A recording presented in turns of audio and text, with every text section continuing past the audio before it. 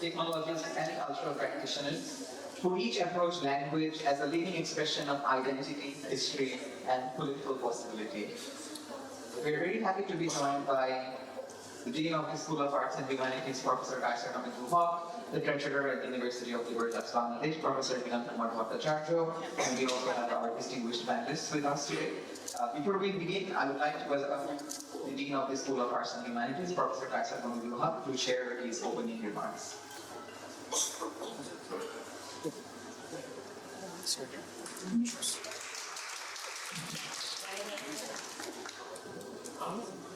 Distinguished guests, seniors, colleagues, students, we have a lot to this afternoon. I just take the opportunity to welcome you all and to everyone else to participate in this workshop. This is not my subject, but it's a subject that has a lot to offer to my subject, my discipline.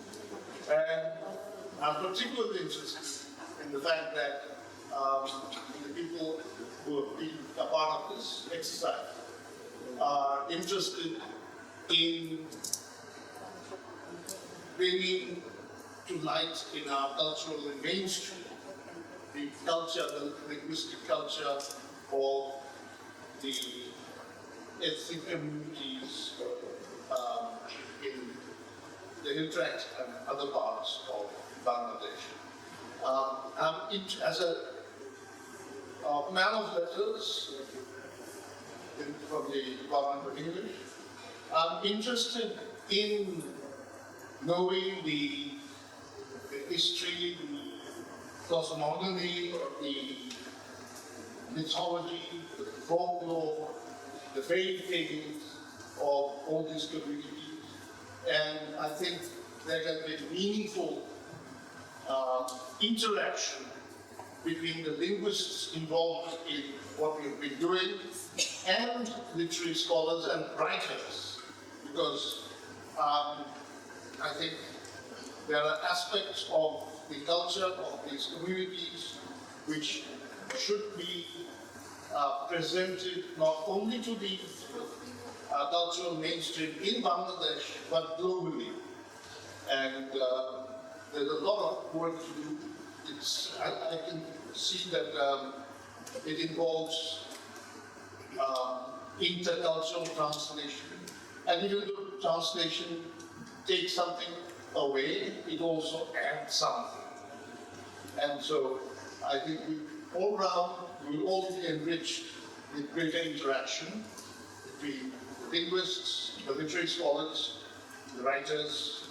And I hope this is only the beginning. This is the first time we've had something like this in ULAB.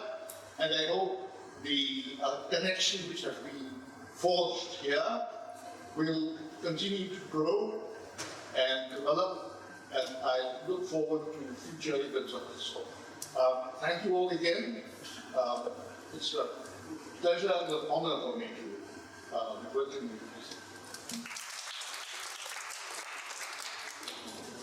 Thank you, Professor Bawm.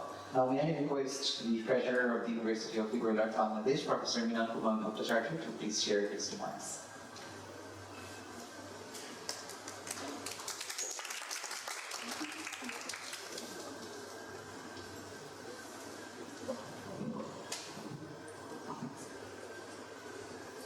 Honorable Head of Office, UNESCO, Her Excellency Raniji, though she is not present here, most of the she will be delivering an online speech.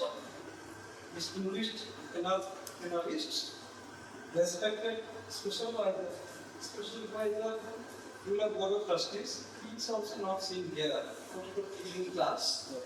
Respected Dean, esteemed colleagues, dear students and participants. Very good afternoon.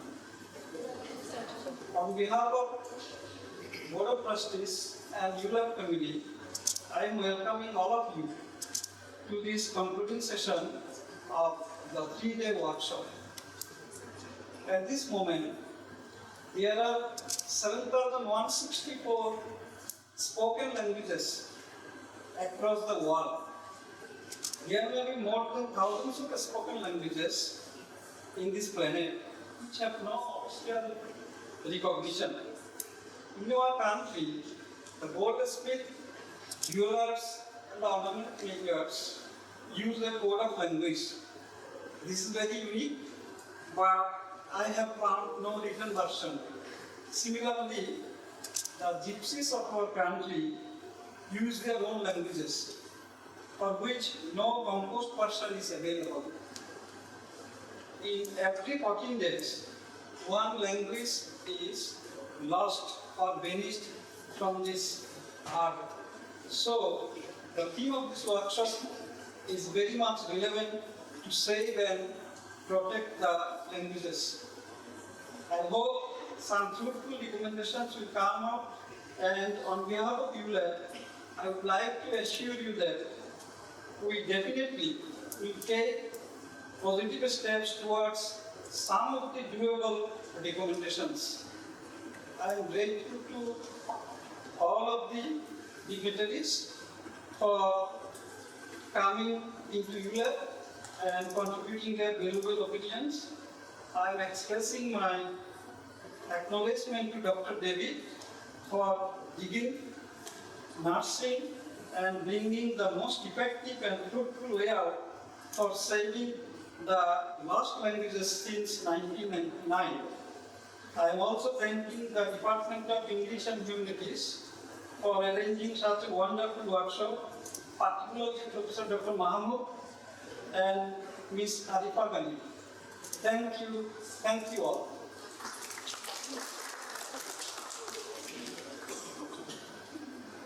Thank you, Professor Mahmood Motajadli. Now, may I request the visiting Senior Fellow in Linguistics at the Department of English and Humanities at ULAB, Dr. David Peterson, who is currently working also at the Dartmouth College in New Hampshire in the Department of Linguistics, to share his experience about the 3-day workshop and also his reflections about the panel discussion today. Professor David.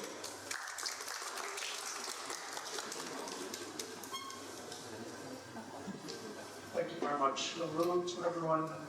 I'm very happy to be here today to enjoy the discussion of esteemed panelists and to celebrate the students of the workshop that I've been conducting on language documentation here at ULAB for the last 3 days. I'm very grateful to my hosts from the Department of English and Humanities, especially Professor Mahmoud Hassan Khan and Nadia Rahman.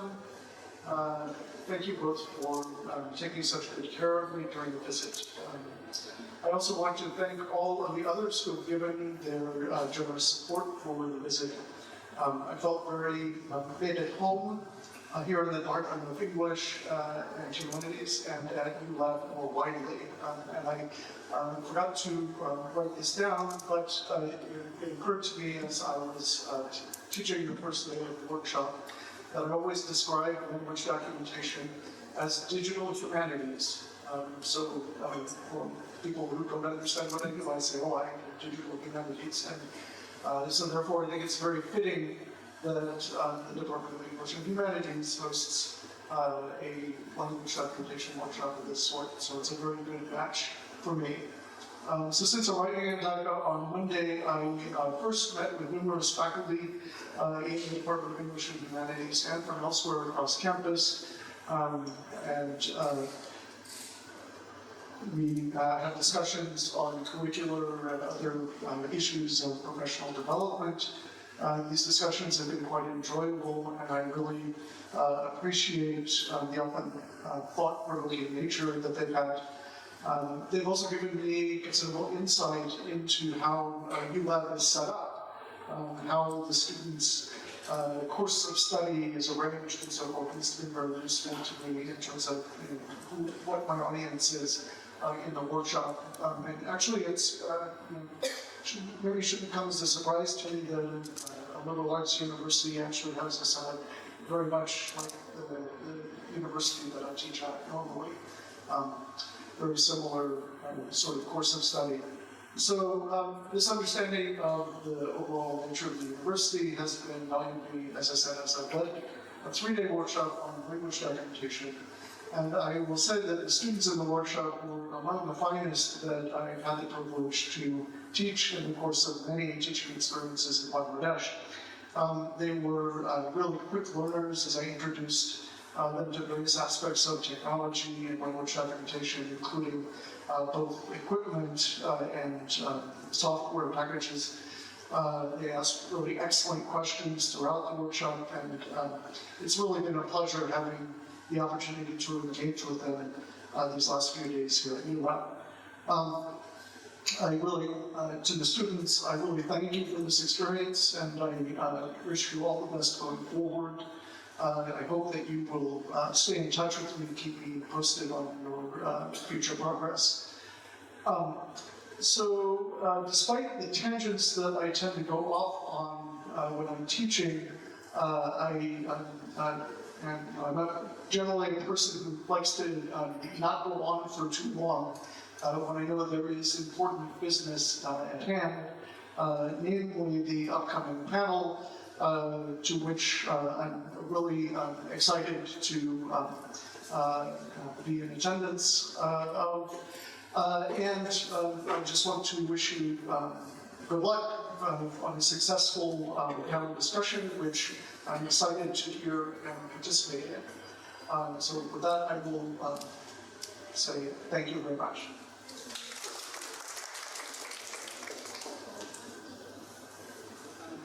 Thank you, Professor David. We are going to begin our panel discussion now. I would like to request our volunteers to move the podium as we move the panel discussion on the stage.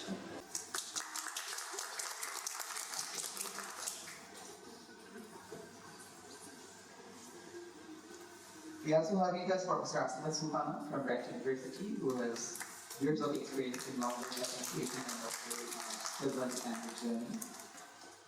We're also happy to be joined by Dr. Mashpuri Fias from the University of Dhaka. We're also happy to have with us Nobrachi Marma, Director of the Bawm Institute of Small Little Groups and Cultural Institute. We also have Samarin Shoret, founder of the Linguistics Research. We also have Rani Marma, who is joining us online. And Muhammad Rashid from Jamia University. He unfortunately could not make it today because his mother suddenly fell ill and he's having to take her to the hospital. But he is here with us in spirit.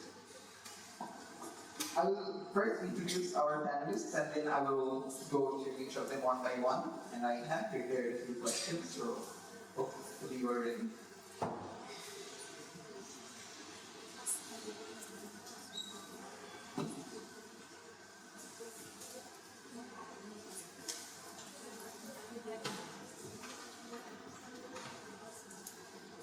Going to start with Dr. Susan Bhai. Dr. Susan is the head of office and UNESCO representative to Bangladesh.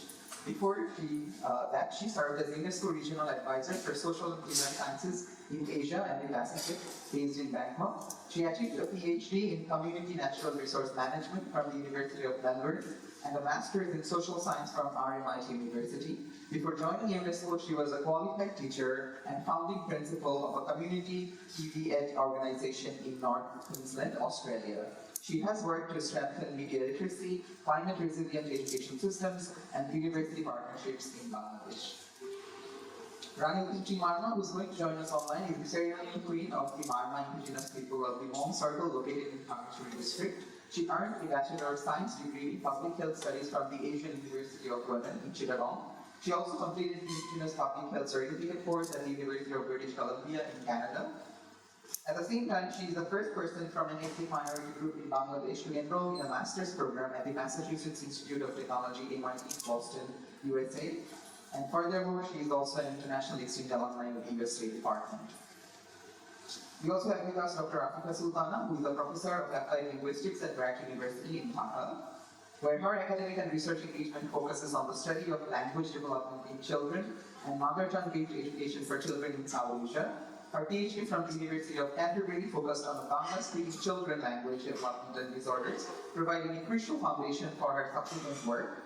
Her research portfolio is diverse yet targeted, focusing on morphosyntactic development, language acquisition and disorders, and the critical intersection of language policy with mother tongue-based education. Dr. Sultana's publications in peer-reviewed journals such as the International Journal of Language and Communication Disorders underscore our commitment to advancing the field and ensuring the unique aspects of Bangla language acquisition are represented in global academic discourse. She is currently leading several projects supported through national and international funding schemes, which include the Academic Transformation Fund by the World Bank, the University Grants Commission Bangladesh, the Synergy Grant by the European Union Research Council, and the Research Seed Grant Initiative at Bragg University. We also have Dr. Mashroor Imtiaz, he earned a BA and MA from Dhaka University and a PhD from Monash University in Australia and IIT Bombay in India. Morphophonology, morphosyntax, language and digital media, language augmentation are his research interests. His dissertation research documents the endangered whole language of the Austro-Asiatic family spoken in Bangladesh. He also got the German ELGB grant and joined HIGA 2025 in Spain, which focused on language revitalization and typography. Distinguished panelists for joining us. We are also happy to be joined by Marma, who is currently heading the Linguistics Cultural Institute at Bawm, and she has facilitated several projects, including migration facilitation projects. She has also worked as a project coordinator at the UNDP-CHTDF as an economic and development community empowerment project. She has also worked as a culture industry field expert for the Veterinary International Foundation. She has also worked in a project called SAPLING, Sustainable Agriculture and Production Linked to Improve Nutrition Status, Resilience and Gender Equity Program. And apart from that, she's also someone who is deeply engaged with the community in Bangladesh and works with them regularly. We also have Shamar Enshorin, founder and head of Language Resource Hub, and he's also part of the Global Task Force at the IDA of UNESCO. And with over 1.5 decades of journey for the digital equality of endangered languages of Bangladesh to ecological organisms, he's also a lead annotator and contributor at Google Translation for Shantali and Shantali Corpus Development, developer of the first Shantali Unicode type keyboard for Kotha, multi-unit keyboard and Kian typography, and also font developer. And we are very happy to have all of you with us today.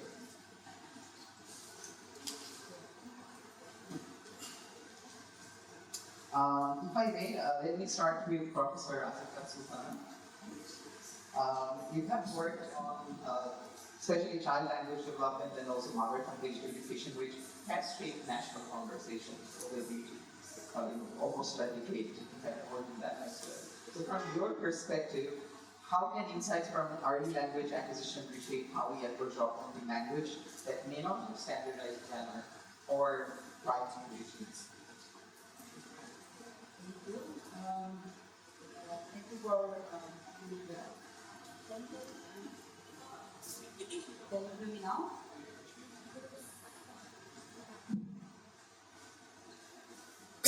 Yes.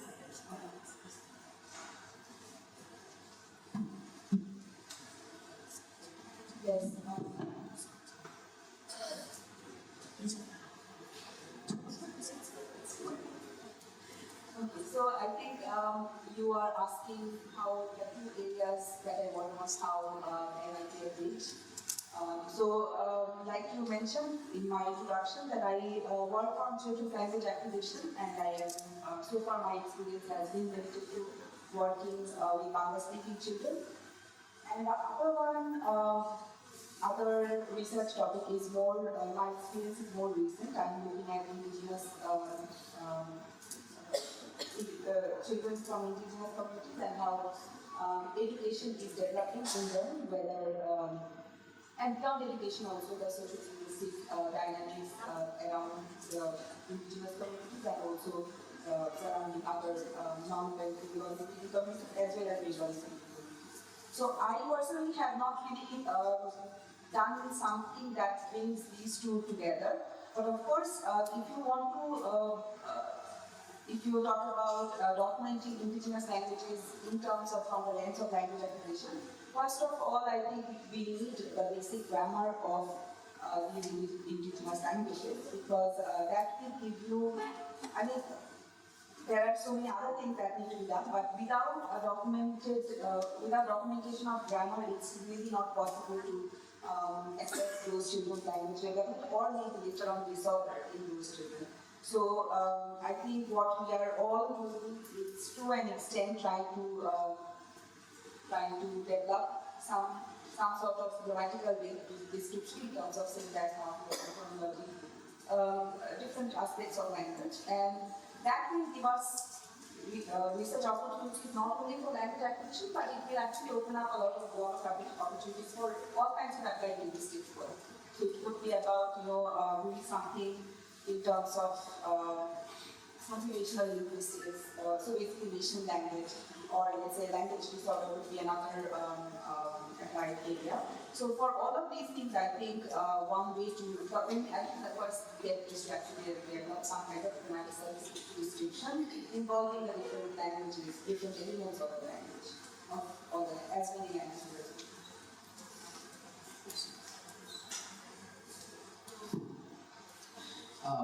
All right, thank you. I think with that, maybe we can move also to Shomer Shoren, who has actually been working on digital equality for endangered languages, and I'm sure you have more insights about the technological barrier that we face in terms of, again, indigenous language speakers, and especially when they enter digital spaces, they definitely face a very significant amount of inequality as well, because these are also less documented languages, and also in the university spaces or even in our language learning sector, I think indigenous languages are not even regarded as a language that people have to learn.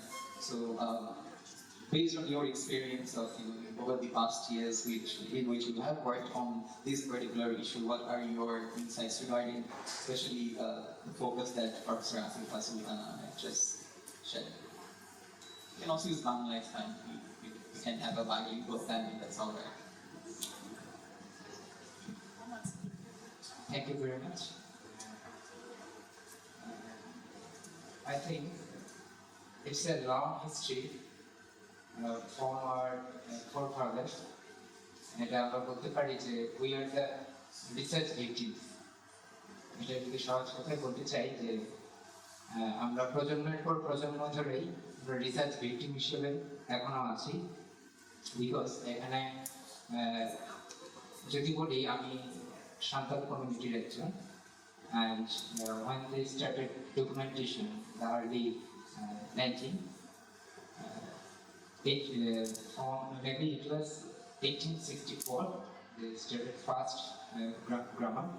So তখন আমাদের দাদুদের হাতে, মানে আমাদের প্রজন্মের যারা আগের প্রজন্ম ছিল তাদের হাতে কাগজ ছিল, কিন্তু সেই সময় ভার্ব, নাউন, অ্যাডভার্ব, অ্যাডজেক্টিভ এই ধরনের টার্মগুলো নিয়ে কমিউনিটির সাথে কাজ করা হয়েছে, এবং এই কমিউনিটিগুলো দেখা গেছে যে কমিউনিটি থেকে ডেটা গেছে রিসার্চারের কাছে, কিন্তু রিসার্চারের কাছ থেকে ডেটা আসে, এবং it's a long term, after a long term, এটা বলতে গেলে 100 বছর পর আমাদের বাংলাদেশে আমরা সেই রিসার্চগুলো পাচ্ছি।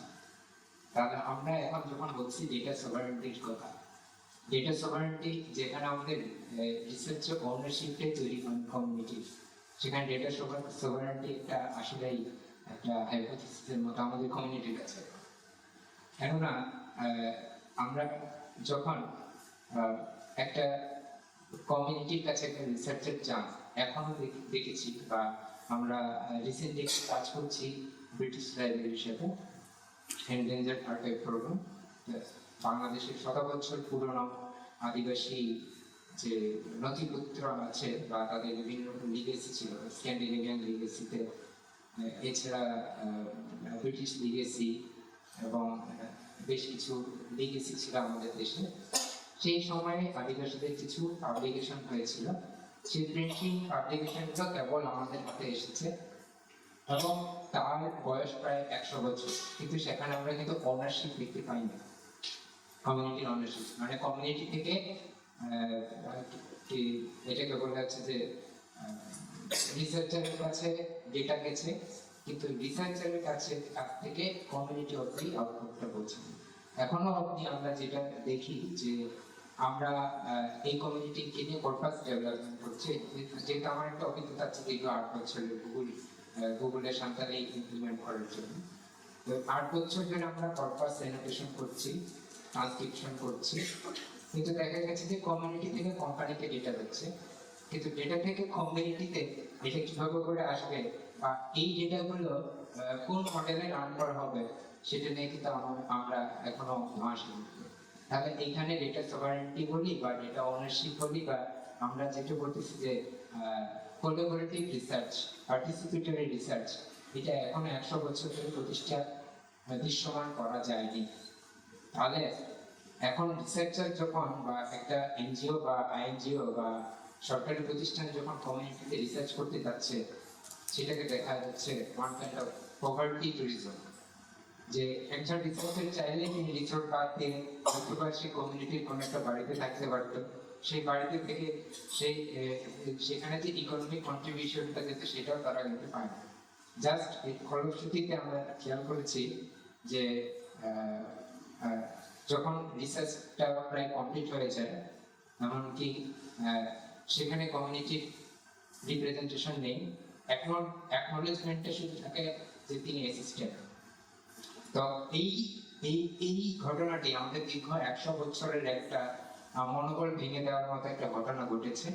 এবং এখনো যে আমরা ল্যাঙ্গুয়েজেস হাব যে কাজটি করছি বাংলাদেশের বিভিন্ন কমিউনিটিকে নিয়ে, আমরা মূলত প্রথম চেষ্টা করি যে কমিউনিটির মধ্যে থেকে একটা ল্যাঙ্গুয়েজ এন্টারপ্রেনারশিপ তৈরি করব। তারা যেমন আমি সান্তাল হিসাবে যে খাড়িয়া ভাষায় কথা বলতে পারি, এটা আমার কাছে কিন্তু একটা বড় পাওয়া, যে মাত্র 2 জন এই ভাষায় কথা বলতে পারেন, তৃতীয় ব্যক্তিটি আমি। তো এই যে ল্যাঙ্গুয়েজ লার্নিং এর জায়গাটি, এটাও কিন্তু দেখা যাচ্ছে যে রিসার্চের পর এটা ফ্রোজেন ল্যাঙ্গুয়েজ হিসেবে থেকে যাচ্ছে। এবং আমরা খেয়াল করছি টোকেন কমিউনিটি ইনভলভমেন্ট যে ঘটনাটি ঘটে, যে কমিউনিটি ইনভলভমেন্ট করানো হচ্ছে কিন্তু একটা টোকেনাইজ হিসাবে দেখানো হচ্ছে। তাহলে আমরা যখন আবার আসতেছি যে আমাদের ইন্টারন্যাশনালি কিছু নীতিমালা আমরা খেয়াল করছি, যেমন রিসেন্টলি আমরা যে কাজটা করতেছি ব্রিটিশ লাইব্রেরির সাথে, যে ডিজিটাইজেশনের একটা কপি আমাদের কমিউনিটির কাছে থাকবে বা আমার কমিউনিটির হার্ডওয়্যারে থাকবে। তো একজন রিসার্চার বা আমরাও যখন মাঠে গিয়ে ডেটা কালেক্ট করছি, এটার অংশটা মানে আমরা আসলে কি গবেষণা করতেছি বা কিভাবে গবেষণা করতেছি, এই বিষয়টি গত 100 বছর ধরে কমিউনিটিকে জানানো হয়নি, এখনো জানানো হচ্ছে না। এবং প্রথমে যে কোশ্চেনটা আমরা পাই যে আপনি ভয়েস দেন, বাকিটা আমরা দেখব। এবং এই যে আপনি ভয়েস দেন, বাকিটা আমরা দেখছি, এবং বাকিটা তারা কি দেখছেন সেটা কিন্তু আমরা কিন্তু বুঝতে পারছি না বা কমিউনিটি জানতে পারছে না। এবং এই ডেটা বা এই ভয়েসগুলো কোন মডেলে রান করানো হচ্ছে বা এই ডেটাগুলো নিয়ে আসলে আমার এখান থেকে কি ফনোলজিক্যাল ফিচার বের করা হচ্ছে, না অর্থোগ্রাফিক্যাল ফিচার বের করা হচ্ছে, না কিছু মরফোলজিক্যাল ফিচার বের করা হচ্ছে বা সিনট্যাক্স, এই বিষয়ে কমিউনিটি কিন্তু কিছু জানে না। তাহলে তারাও সেখানে স্বাধীনভাবে কিন্তু অংশগ্রহণ করতে পারছে না, স্বাধীনভাবে সেই গবেষণার যে ওনারশিপ থাকে সেটা হচ্ছে না। ফলে কমিউনিটির একটু লং টার্ম সাস্টেইনেবল যদি বলি মনোবল ভেঙে যাচ্ছে। তাহলে কমিউনিটিতে ইউথ বা ইয়ং স্কলাররা আছে যারা উদ্যোগী, ভাষা উদ্যোগী, এরা তখন মনে করে যে আমি দীর্ঘক্ষণ ধরে বা আমার কমিউনিটি একটা লম্বা সময় ধরে ডেটা দিয়েছে, তারা কিন্তু ক্লান্ত হয়ে যেত। তো এই ব্যারিয়ারগুলো আমরা অফলাইনে দেখেছি, এবার অনলাইনে আসি। যে আমার কাছে মনে হয়েছে যে এটা অ্যালগরিদমিক কলোনিয়ালিজমে আমরা ঢুকছি। এই টার্মটা কিন্তু খুবই ভয়ঙ্কর যখন আমরা গুগল ট্রান্সলেশনে বা কর্পাস অ্যানোটেশন বা আইআইটি হায়দ্রাবাদের সাথে কর্পাস অ্যানোটেশনের কাজ করছি আমরা মেশিন লার্নিং এর সেই জায়গায় ভাষাগুলোকে নিয়ে যাওয়ার জন্য।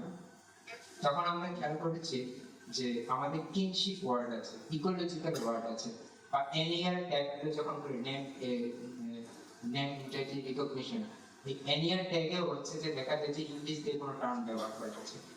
তো আমরা চেষ্টা করছি আমাদের আদিবাসী ভাষায় এই ট্যাগগুলো কেন আমরা দিতে পারছি না, এটাকে জাস্ট একটা ভেরিয়েবলের মতো হয়। তো এই জায়গাগুলো আমাদের এখন একটু উদ্বেগের জায়গা হচ্ছে যে এটা আমাদের যেটাগুলো আমাদের থেকে কোম্পানিতে যাচ্ছে, কিন্তু কোম্পানি থেকে কোথায় যাচ্ছে বা কমিউনিটিতে সেটা ডিস্ট্রিবিউট হচ্ছে কিনা, বা রিসার্চ ম্যাথোডোলজিতে বা রিসার্চ প্ল্যানিং এ আমাদের কমিউনিটি সেখানে অংশীদারিত্বমূলক কিছু থাকতে পারছে না। এবং এখানে একটা হিডেন হায়ারার্কি আমরা খেয়াল করছি যে কমিউনিটি সবসময় ফিল্ড অ্যাসিস্ট্যান্ট হিসেবে, ফিল্ড অ্যাসিস্ট্যান্ট, কিন্তু তারা ডিসিশন মেকিং এ নেয়। তো এই যে এত বড় একটা মানে কি বলে একটা গ্যাপ রেখে আমাদের এই গবেষণাগুলো আমরা করছি, এতে কিন্তু একটা দীর্ঘকালীন ক্ষতি হয়ে যেতে পারে এই আশঙ্কাটা আমরা করছি।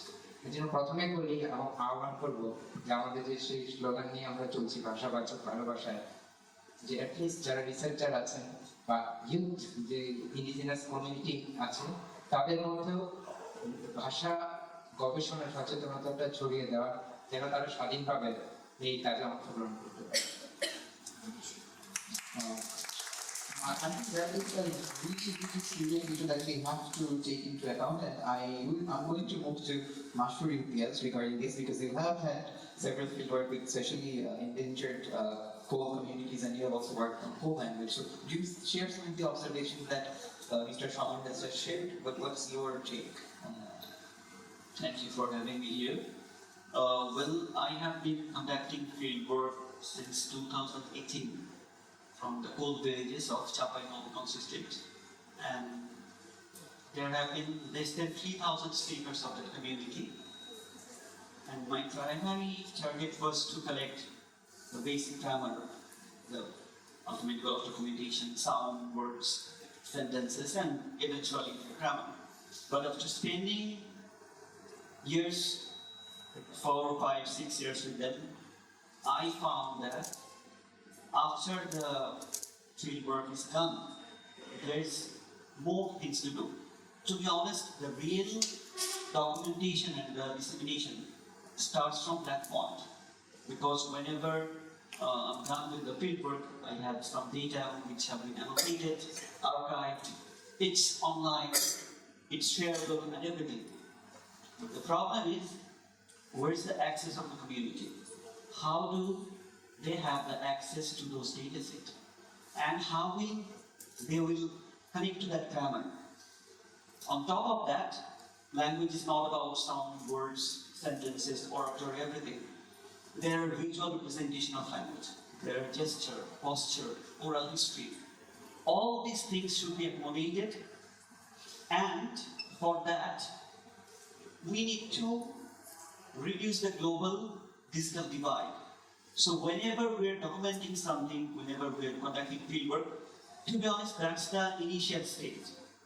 After conducting a proper documentation work, the archiving and the sharing of that outcomes with the community members, this is more important. And unfortunately, there's a very minimal effort on that. We conduct fieldwork, we do some research, but at the end, where's the follow-up? Are they having the very basic grammar in their own language? Are their language even improving? Are they having the basic primer or the language learning app or the dictionary? So yes, I agree with Shamar, and to prevent that, I think the researchers, they have the very own responsibility to share, to disseminate their research to their own community, because they own that community. We in linguistics is not doing some salvage work. Rather, a documentation is more like connecting to a new knowledge era and the way of life of the community. So, documentation is not about research work. At the end of the documentation, the very thin line between the researcher and an activist, that should be maintained by the researchers. Thank you. Right. Thank you, Mr. Bashir. And again, and of course, I think the issue of research as exploitation, it's actually a cross-disciplinary issue. It's not just in language documentation, but across the academic spaces, it has been, again, a serious challenge to prevent or to counter extractive way of knowledge production. And of course, when big data companies like Google are part of that process, then that complicates that very scenario even further, because again, we have no idea what kind of algorithm they're actually developing, because it's seldom consulted, or they do have to check a few boxes, so they will just perhaps, again, like you said, tokenize the community members or representatives and use their representation as a way of showing that we have consulted the community, but then that data that has been just taken up by companies like Google can actually be weaponized at the very same communities, and we have experienced some of that as well, especially in activist spaces. With that, I'm also now going to move to Lucrating Marma, because you also have similar experiences, I'm sure. And from your experience, what does ethical and meaningful language documentation look like, especially when the communities are actually historically marginalized? Thank you.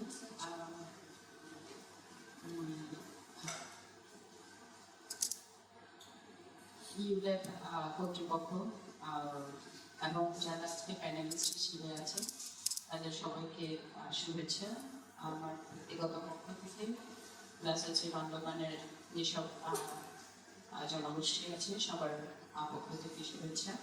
Ang Tibo Trikobaina Manglama. It's a Marma language. It's a greetings from Bandarban. So it's similar with the Burmese, also Rakhine language. So we are just like a similar claim, basically. So also we are following the Burmese alphabet also. That's the thing. আমি একটু আজকে যে বিষয়বস্তু আছে সেই বিষয়বস্তু থেকে বা আপনার প্রশ্ন যেটা আছে কোশ্চেনের যে প্যাটার্ন আছে সেখান থেকে একটু আউট বক্সে একটু যেতে চাই, যেটা হচ্ছে একটু আমার হিউট্রেক্সের বা যেসব আদিবাসী জনগোষ্ঠী আছে সেই জনগোষ্ঠীর যে ভাইবস অথবা যে কনটেক্সটগুলো আছে সেটা হয়তো অনেকেই জানে অনেকেই জানে না. তারপরে একটু বলা যায় এটা আমি যেহেতু ওই পরিবেশের ওই জনগোষ্ঠীর একজন মানুষ, সুতরাং আমি ওই পরিবেশ থেকে বেড়ে ওঠা, আমি এভিডেন্স, আমি এক্সাম্পল, আমি অনেকটা সেটাই বলবো যে আমরা ঘরে একটা কথা বলি আর হচ্ছে আমরা যখন স্কুলে যাই তখন অন্য একটা ভাষা বলবো. আমার ঘরে যেটা ভাষা সেটা আমি লিখতে পারি না, আমি শুধু বলতে পারি. আর আমি যখন স্কুলে যাই তখন আমাকে যখন বাংলা ভাষা শেখানো হয়, ছোটবেলায় আমি সত্যি কথা বলতে যখন আমাকে যোগ বিয়োগ যে সিম্বল গুলো দেখানো হচ্ছিল, তেরে জামিন পর যে ব্লার একটা সিন দেখানো হয়েছিল, সেম আমার ক্ষেত্রেও একই রকম হয়েছে যে আমি বুঝতে পারিনি which one is যোগ বিয়োগ গুণ ভাগ, এটা আমি বুঝি নাই. সো নার্সারি 6 মাস পর আমি ড্রপ হয়ে গেছি, আমি নার্সারি থেকে আমি ড্রপ হয়ে গেছি. সো সেকেন্ড টাইম আবার আমি নেক্সট ইয়ারে আমি আবার নার্সারিতে আবার ভর্তি হয়েছি.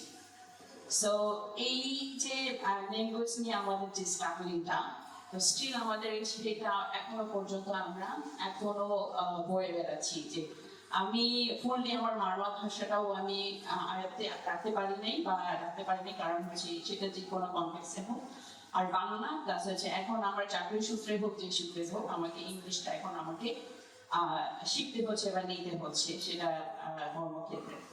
তো কেন দরকার হচ্ছে আমাদের হিউট্রেক্সের যেটা স্ট্রেন্থের কথা বলি সেটা হচ্ছে আমাদের আগে শুধুমাত্র মারমা যে বর্ণমালা সেটা ছিল, যেটা আমরা বলি যে বার্মিজ অ্যালফাবেটকে আমরা অনুসরণ করে সেটা ছিল. আর বাকি যেসব জনগোষ্ঠী ছিল আরো যে 10টা বা জনগোষ্ঠী ছিল তাদের সেই বর্ণমালাগুলো তখনও তৈরি হয়নি, বাট সামহাও এখন কিন্তু অনেক বর্ণমালা তৈরি হয়ে গেছে. ইভেন কম্পিউটারাইজ যে সফটওয়্যার আছে ফন্ট সেগুলো তৈরি হয়ে গেছে.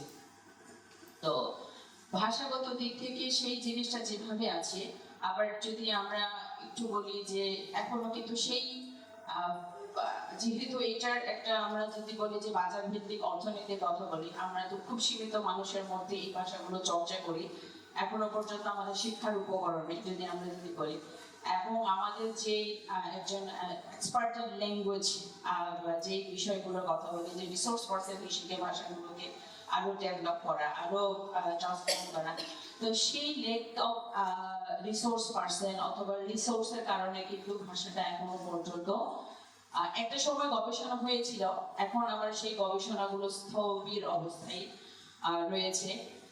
তো সেই দিক থেকে আমরা এই ভাষাটা আমাদের যে চর্চার বিষয়টা সেটা এখনো আসেনি। তবে এখানে এসে একটা বিষয় খুব ভালো লাগছে যে আমার কাছে হয়তো ইনফরমেশন, আমি এই ফিল্ডে ছিলাম না দেখে আমি হয়তো জানি না, বাট সামহাউ আমার এটা একটা ভালো opportunity to learn from you that's এখনো still people are working or started to work the language, ethnic language. এটা একটা ভালো এরিয়া বা ভালো একটা প্ল্যাটফর্ম তৈরি হচ্ছে। It's a great to the indigenous people, I think. তো আমি ওনার কথা একটা যদি বলি, যে সবসময় বলি, উনি একটা বলেছিলেন যে পার্টিসিপেশন, কমিউনিটি পার্টিসিপেশনের কথা বলেছেন। আসলে এই জায়গাটা আমি বলবো যে ইনক্লুসিভ রিসার্চ যে কথাটা, আমি এটাকে খুব প্রায়োরিটি বেসিসে দেখতে চাই। কারণ হচ্ছে আপনারা যারা আমাদের অঞ্চলে বা যে কোনো অঞ্চলে যখন অন্য কোনো আদিবাসী ভাষাকে যখন রিসার্চ করতে যায়, আসলে উনি বলেছেন যে অ্যাসিস্ট্যান্ট হিসেবেই সেটাকে আমরা যে ওইটুকু পর্যন্ত আমরা রেখে দিই, কিন্তু ডেটা যে কমিউনিটির কাছে যাওয়া সেটা একটা সে ফর এক্সাম্পল আমার কমিউনিটি, আমি মারমা, কিন্তু আমার কমিউনিটির ভিতরে আরো 11টা গোত্র আছে, তো সেই গোত্রদের মধ্যেও আবার আমাদের উচ্চারণ ভেদে ফোনেটিক আকারে আবার ভাষাটা ভিন্ন, শব্দগতভাবে ভিন্ন। আমি নদী পার হয়ে যাব, নদী পার হয়ে কিন্তু ভাষাটা কিন্তু ভিন্ন হয়ে যায়।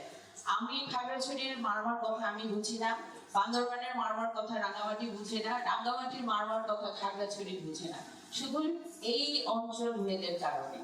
সুতরাং যখন কেউ যখন রিসার্চ করতে যায় মারমার ল্যাঙ্গুয়েজ নিয়ে, তখন কিন্তু এই 11টা জনগোষ্ঠীকে যখন চিন্তা করে আমি রিসার্চ করি, তখন কিন্তু আমার 11টা জনগোষ্ঠীর মধ্যে 11টা গোত্র, শুধু 11টা গোত্র যে ফোনেটিক যে বিষয়টা আছে সেটা চিন্তা করেও কিন্তু মিনিং গুলো কিন্তু ইন্টারপ্রেট হয়ে যায়, তখন মিনিং আর এক হয়ে যায়।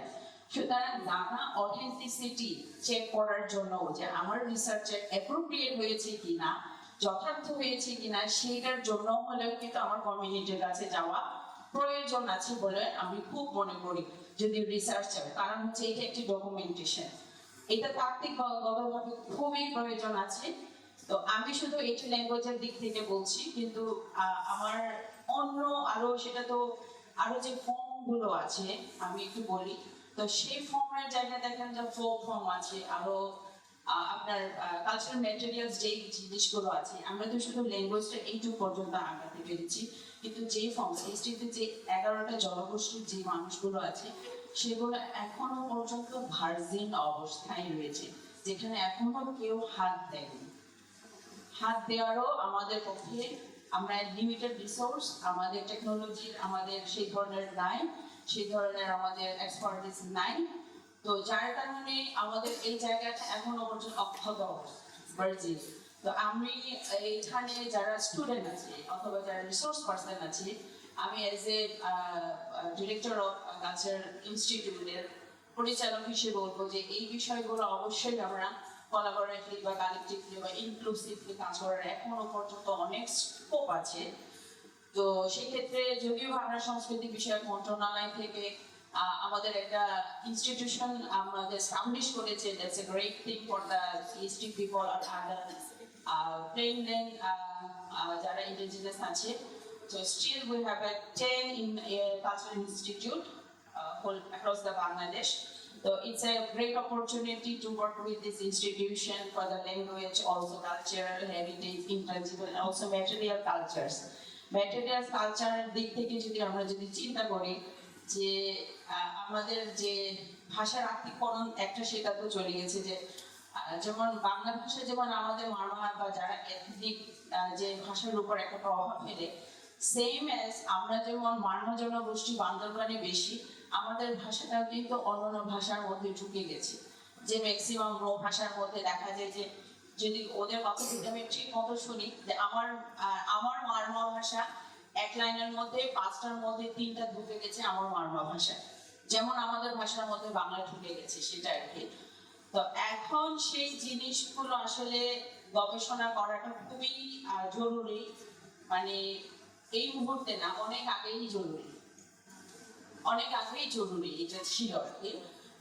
তার মধ্যে আবার দেখা যাচ্ছে যে আমাদের যে ম্যাটেরিয়ালস কালচারের ক্ষেত্রে আমরা যদি বলি যে আপনার ক্লাইমেট চেঞ্জের একটা ইস্যু আছে, ইদানিং একটা ট্রেন্ড, যে ক্লাইমেট চেঞ্জের ফলেও কিন্তু আমাদের এই কালচার বা ল্যাঙ্গুয়েজের উপর একটা বড় ইম্প্যাক্ট ফেলছে। সেটা অনেক সময় দেখা যায় আমাদের যে উইভিং এর ক্ষেত্রে আমাদের সিএসটি পিপল মানুষরা কিন্তু উইভিং খুবই আমাদের একটা হেরিটেজ, কিন্তু আমাদের ক্লাইমেট চেঞ্জের কারণেও কিন্তু আমাদের যে ইম্প্যাক্ট গুলো পড়ছে, যে যেখানে আমরা যে ম্যাটেরিয়ালস গুলো পাওয়া সেটা আমরা অ্যাভেলেবেল পাচ্ছি না। সুতরাং আমার উইভিং যখন একটা জিনিস বোনার সাথে একটা গল্প তৈরি হয়, একটা গল্পের সাথে একটা ভাষা সেখানেই জড়িত। সুতরাং যেহেতু আমার এটা হারিয়ে যাচ্ছে, আমার ওইখানে একটা স্টোরি হারিয়ে যাচ্ছে, আমার ভাষা হারিয়ে যাচ্ছে। On the other hand, যে ট্যুরিজমের যে একটা প্রভাব বা ইম্প্যাক্ট অফ ট্যুরিজমের দেখা গেল যে আমি সবসময় এখন চিন্তা করি যে আমাদের এখানে অনেক ইন্টারেস্ট, অনেক ট্যুরিজম স্কোপ আছে, economic opportunity, it's a fine, thank you. কিন্তু এই ইম্প্যাক্টটা যখন আমরা অ্যানালাইসিস করতে যাই তখন দেখা গেল যে কোনো জায়গায় আমরা যখন যাই, আমাদের বান্দরবানে একটা কালচার বা হিস্ট্রি যেটা হচ্ছে যে অঞ্চলে যে জনগোষ্ঠী বেশি সেই জায়গাটার নামও কিন্তু সেই জনগোষ্ঠীর যেটা বেশি বলে সেই অনুযায়ী হয়ে থাকে। যেমন আপনারা জানবেন যে মেঘরি অথবা ফাকুম বলে, এখন দেবতাকুম বলি, অথবা কমাতুঙ্গি খাঞ্চি অঞ্চলে, সেটার বেসিক্যালি যেহেতু মারমা জনগোষ্ঠী ছিল, তো সেই জায়গাটা মারমা জনগোষ্ঠীর নামেই ছিল। মেইন যেটা মানুষ ডাকতো বা আমরা যারা ডাকতাম তমা তংরি, হ্যাঁ, তংরি মানে বড় পাহাড়, তমা মানে মা পাহাড়, সেটাকে এখন করা হচ্ছে তুমা তুঙ্গি। সুতরাং পুরো অর্থটাই এখানে পাল্টে গেছে। যেখানে আমার অরিজিনাল যে অর্থ, মিনিংফুল একটা অর্থ, যে সেই মিনিংফুলের যে অর্থটাও হারিয়ে গেছে, সেখানে একটা ভাষা হারিয়ে গেছে, সেখানে একটা জনপদ হারিয়ে গেছে, সেখানে একটা জনগোষ্ঠী হারিয়ে গেছে, সেখানে একটা সংস্কৃতি এইভাবে হারিয়ে যাচ্ছে। সুতরাং গবেষণাটা আমার কেন দরকার, আমার এই ব্যাখ্যা থেকে নিশ্চয়ই আপনারা বুঝছেন যে আমার মানে বিষয়টাকে এস্টাবলিশ করার জন্য যে আসল নাফাকো, যেখানে একটা মাছ, সেই মাছের সাথে এখন নাফাকো, এটার কোনো অর্থই হয় না, না বাংলা অর্থ হয়, না মারমা অর্থ হয়, না অন্য কোনো জনগোষ্ঠীর অর্থ হয়। এই যে রাষ্ট্রীয় যে কাঠামোগত একটি ভাষাটাকে আস্তে আস্তে সরে দেওয়া, তো সেই বিষয়টার কারণেও আমার রিসার্চটা খুবই দরকার, আমি এটা মনে করি আর কি। তো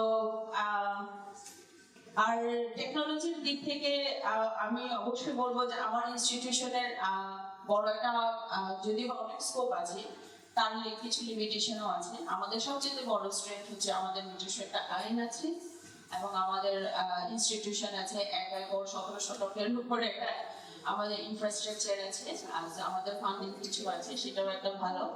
আবার আমরা সরকারি বেসরকারি প্রতিষ্ঠানের খুবই কোলাবোরেটরি কাজ করি, তো সেক্ষেত্রে আমরা সেই জায়গাটাও আমরা ভালো এফোর্ট দিতে পারবো যদি ইনস্টিটিউশনের দিক থেকে আমরা কথা বলি।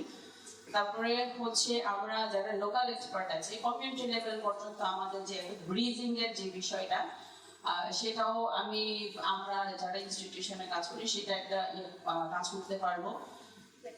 সবচেয়ে যেটা আমাদের এখনো পর্যন্ত ফাঁকা অবস্থা আছে 19 শতক পর্যন্ত একটু হালকা, তাও গবেষণা শুরু হয়েছিল মারমাদের যেগুলো ইনটেনজিবল হেরিটেজ আছে সেটা নিয়ে শুরু হয়েছিল। বাট আমার স্পেসিফিক যে ল্যাঙ্গুয়েজ নিয়ে বাংলাদেশ সরকার যদিও 2017 সালে 5টি ভাষার উপর বই প্রকাশ করেছে প্রাইমারি লেভেল আর প্রি প্রাইমারি লেভেলে, সেখানে স্কিল ল্যাঙ্গুয়েজ এক্সপার্ট না থাকার কারণে সেই প্রজেক্টটাও এখন অচল অবস্থায় রয়েছে। এখন আমাদের শিক্ষার উপকরণ, আমাদের ল্যাঙ্গুয়েজ এক্সপার্ট এবং যদি আমাদের বান্দরবানে বা হিল সিটিতে কাজ করতে হয় বা অন্য যেসব অঞ্চলে ইন্ডিজিনাস ল্যাঙ্গুয়েজ নিয়ে কাজ করতে হয়, টেকনিক্যাল এক্সপার্টটা আমাদের খুবই প্রয়োজন, যেটা আমাদের সেই ধরনের রিসোর্স পার্সন তৈরি হয়নি। এক্ষেত্রে আমি অবশ্যই আহ্বান করবো যারা যেসব গবেষণা প্রতিষ্ঠান আছে, যেসব গবেষক আছে, যেসব ইউনিভার্সিটি কাজ করে, তারা যেন এক্সপার্ট ইনস্টিটিউশন, এক্সপার্ট পার্সন সেই হিসেবে আমাদের পূর্বনির্বাসী সাংস্কৃতিক ইনস্টিটিউট হোক বা আমাদের লিটারেচার যারা গবেষক আছে তাদের সাথে কাজ করার জন্য একটা বড় সুযোগটা রইল। আর আমরা সবসময় ওয়েলকাম করি। আমি সেই অঞ্চলের একজন অধিবাসী হিসেবে আমি representative from Hiltrex, also Bandarban. I'm echoing my people that you are welcome to work with us. Thank you very much. Thank you. I'm going to, on that note, follow up with Dr. Susan Weiss, because UNESCO plays a very critical and very important role in terms of linguistics rights and digital equity. So, what is your observation? How does Bangladesh compare globally in terms of its commitment to preserving language diversity in light of the conversation that we just had? Good afternoon, everybody, and thank you to ULAB and all of the panelists and the institutions that are here, but it's great to see so many students as well. I'll start by saying I'm not a linguist. I'm not from a country that's done very well in protecting our minority languages, because we probably have one of the highest rates of extinction globally. But that being said, UNESCO has, of course, been the lead agency on the International Decade of Indigenous Languages, and this is something that hasn't got high enough profile, I think, in terms of international awareness, development, response, and the kind of investment that is needed to make it a reality. But I do think there are some lessons from something like this. The first thing that I know about Bangladesh is the approach to protecting, promoting and preserving minority languages, Indigenous and other minority languages, is not strategic. There's a lot of small, non-connected efforts, some of them excellent in their own right, but it's not strategic in that a lot of the communities are working individually. They would be stronger if they work together. There isn't a place that I can go to and say, this is where I will get information on Indigenous languages. This is where I will put my work on Indigenous languages. There's not enough content in Indigenous languages being produced. And this is, I guess, the promise of the education system was to introduce 5 languages into the primary curriculum. It's never really happened, because although there's some curriculum materials, nobody knows how to manage multilingual classrooms in the country. So there's not really any way to teach this in the curriculum. So the efforts that have been made haven't had the proper backing to implement them correctly. I think there is the willingness there, but they need to invest more in multilingual classrooms, teacher development and teacher training to enable this to happen. I see some nascent efforts which are great. 2 weeks ago, and I was just telling Shaman this, I came across the multilingual platform. And this, I think, is the kind of effort that is really good for the country, because it is trying to create an online space where all of the different language groups can put the content on their languages. And I really believe this needs to be done. Like the International Decade has created some international platforms for this. But I really think there needs to be a national platform. And it's important that the national platform is there, because the national platform can also be in Bangla. If you go on an international platform, it's only going to be in English, and that already means that a lot of Bangladeshis won't have as easy access to it. So I think the national platform is a really great one, and I think it would be really good to have more language groups contribute to that platform, and at least start to make a collection of the material.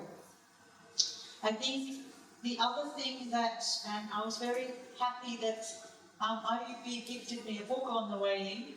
It's got 3 languages presenting the stories. it's got the indigenous language Mahale, but it's also got Bangla and English.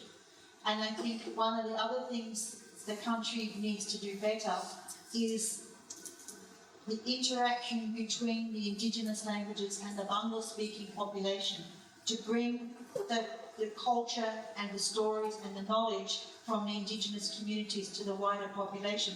Because most Bangladeshi people are going about their everyday life knowing nothing about it. And I think stories is a really rich way to do it. It not only gives the opportunity to engage the next generation, and I know you talked about youth, but I don't really know what you said, but it's a way to engage the children, to teach the children. And it's also a way to potentially connect with the wider Bangla-speaking population, and also for the diaspora, and also other people overseas, and connecting the languages together. So if I'm from one indigenous community, and being from different linguistic groups, here, the languages aren't necessarily mutually comprehensible, they're quite different, right?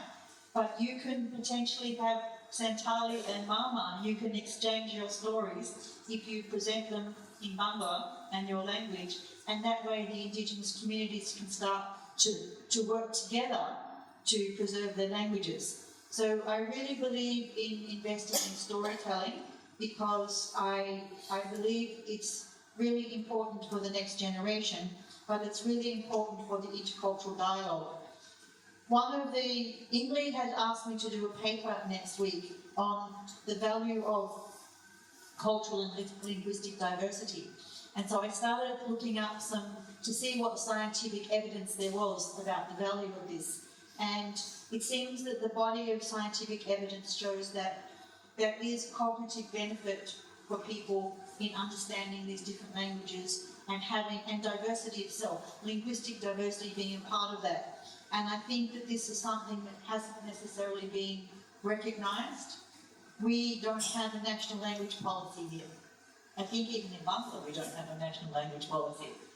We have some standards, but we certainly don't have a national policy or strategy for indigenous languages. And I think that it doesn't necessarily have to be a piece of paper, because I'll be the first to admit sometimes the bureaucratic things are just pieces of paper and they don't necessarily go much beyond that. But implementation is important, which is why the documentation, the analysis, you were talking about the grammar and the need for that. And you know, our experience with storytelling is that not many young people can write in their languages, even from Chakma and the Tripura communities, which are some of the larger communities. They can't write their languages. If we want language transmission to happen, we need to be able to work on these things. So I really think stories is a good place to start. It's not maybe as complex as technical documentation, but it is still a way to start recording things. And when the languages are very oral and they're not necessarily written down, it's a way to start that culture of writing and reading, because that's not necessarily part of the indigenous exchange culture as well, because it has always been oral and oral storytelling. But I would like to see more of that. So I think from our point of view, we have quite a lot of people from Bangladesh, not just Sama, who's on the UNESCO global committees, and I think that this is great, that there's a level of activism here. So we have some positives like that. We have, obviously, I know Wu King's quite well, and she's a great champion for this as well, and she's also producing stories. I know Sama is, and I know we had an Indigenous book fair in February, and I was actually pleasantly surprised to see that there is an Indigenous publishing happening, although I don't think it's connecting to the mainstream Bangla community, which is why I suggest that. So I also think that the government, there needs to be a way to connect, because this is a very bureaucratic-centric country in terms of the role of the government in addressing things. I do think there needs to be some lobbying in government to have a better way for the government to, support Indigenous culture and Indigenous languages in general. Bangla Academy is only looking at Bangla. I believe they're also responsible for looking at other languages. The National Archives, I'm not sure what they're doing, but I did actually ask the ministry and they said they didn't know. So I feel that I'm not the only one. But, you know, it could be a really good institution as a, you know, one of the things that we have in Australia, which is a good thing, not for Indigenous languages, but the National Library collects everything that's published in Australia. So if you publish a book in any minority language, it has to be deposited in the National Library. If you publish a book or a research paper in Australia, it has to be deposited in the National Library, which means it's there for the future generations.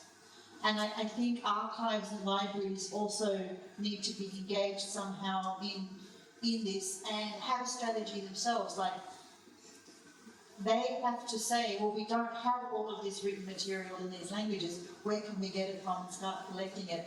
And I don't know what the answer is for the Indigenous communities who are activists and trying to get attention on these issues with the government, because the government has been focused on very important things like corruption and reform and other things, and you know, but how do you create the space to engage the government's attention on some of these issues? I think that there's not really a go-to ministry for Indigenous people here, and this is a little bit problematic, and maybe this is something to start having discussions with political parties and things like that about, but I think that we would really like to see as many of you get engaged in the global committees as possible. I think it's a way to learn about language documentation, to share international best practices. And you know, as I said, there's several people from Bangladesh that are on the committees, and it's great to see that they're putting that effort in. It's also really good to see there's a lot of universities that are very interested in Indigenous languages. And in fact, that might help to fill the vacuum of government not being there, but it's been left to the Ministry of Education and Ministry of Primary Education, in fact, and that hasn't moved for a long time. We're trying to make this a priority in the PDP 5, which is the next 5-year plan for primary education, so it will be in there. In PDP 4, it didn't move. So let's hope that some of these efforts can actually help to increase that. Yeah, that's a very important issue. I think, as you have pointed out, the universities are actually stepping in to fill that gap, because universities also act as research hub and also as knowledge hub, and we also disseminate knowledge, we store them as well. So I think universities do have a very important role to play here, and also in terms of advocacy, I think university spaces can actually push for that, I think, in a much stronger way than sometimes communities can. So that gap needs to be filled. I think on that note, we can hear from Ukinchi, because she has something to share with us as well as a video message, because she has been working on these issues for a very long time, and as Susan has also pointed out, that we very closely work with UNESCO as well, and also with other universities, and she has been trying to develop some of the initiatives based on difference, and also she's been working with a few groups of Indigenous girls as well to push for more cultural representation and for more linguistic representation in terms of language documentation and linguistic research. Yes, please. Hello everyone. It's a true honor to join this panel today, especially alongside with the people that I know and have had the privilege to collaborate within some meaningful context. I am speaking to you all from the Bawm Circle, one of the 3 Indigenous administrative circles in the Chittagong Hill Tracts. And people who are from Bangladesh, you know Khagrachuri. So Khagrachuri is basically the Bawm Circle, but some of the upazilas, for example, Vikinala is it's within the Khagrachuri district, but it's part of the Chakma Circle, Aranamati district. So Khagrachuri is very well known for the Sajik Valley, which is known as a popular tourist destination for the people coming out of the hill tracks. But behind these beautiful landscapes, there lie stories that are often untold. So stories of land encroachment, forced eviction of the indigenous families, and the displacement of indigenous families in the name of development and tourism. So these realities, remain largely invisible, especially to our friends, our Bengali friends from the place. Yet these incidents, they shape and define the everyday lives of the indigenous communities in the geographical tracts. So many of the challenges we face as indigenous communities or indigenous peoples in the hill tracts is not only political or socio-economic or economic challenges. Much of it constitutes also ontological and epistemic violence, that can be referred as epistemicide, the systematic erasure of indigenous knowledge systems or worldviews and ways of knowing and being. So the ultimate outcome of this, this epistemic violence is the creation of these indigenous individuals who are educated in dominant languages like Bengali or English, let's say, but become very much disconnected from their own indigenous, wisdom, philosophies, and their ancestral knowledge systems. So this is where actually my research begins, where it's not, so my language is not about the language revitalization. It's about the reclaiming our own epistemologies, our own indigenous epistemologies, because the language is our dignity, and our right to exist. So I believe that, that academia, must work with the indigenous communities in solidarity, not just to study us or not just to study our languages, but to co-create this knowledge system that informs the policymakers, ensures that indigenous voices, especially those of the women, youth, and the traditional knowledge holders, are heard and valued in the policy landscape. So my work actually grows from these lived realities, where I focus on the Marma language, which is one of the Sino-Tibetan language, which belongs to the Sino-Tibetan language group, and indigenous education rooted in indigenous epistemology and the empowerment of youth and the women, especially women traditional leaders whose voices are essential for building a sustainable and very, very important for the peace building in the hill tracts.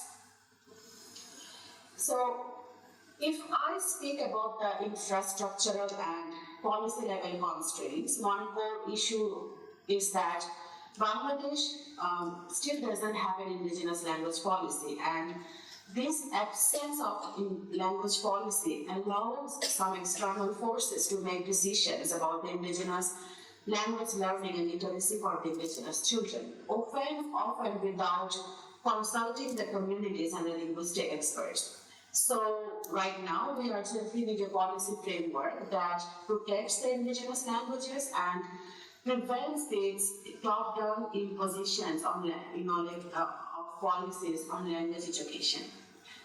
So a recent concern, I know a few of my linguist colleagues are here, they are very well aware of this, that there has been an introduction of Bengali transliteration in indigenous language textbooks, especially two language textbooks, Marma and Chakma. So although this transliteration, this may support some teachers who are not even literate in, in these languages, but this will be a deadly decision, if I would say, because the research shows that the dual script textbooks often confuses these young children who are just going to the schools and who are just introduced their alphabets, right? And this policy, may diminish the status of the indigenous scripts. Moreover, certain phonemes in Marma that cannot be accurately, many phonemes in the Marma that cannot be accurately represented using the Bengali letters, and this will lead to mispronunciation and long-term distortion of these languages. So, you know, like as a community representative,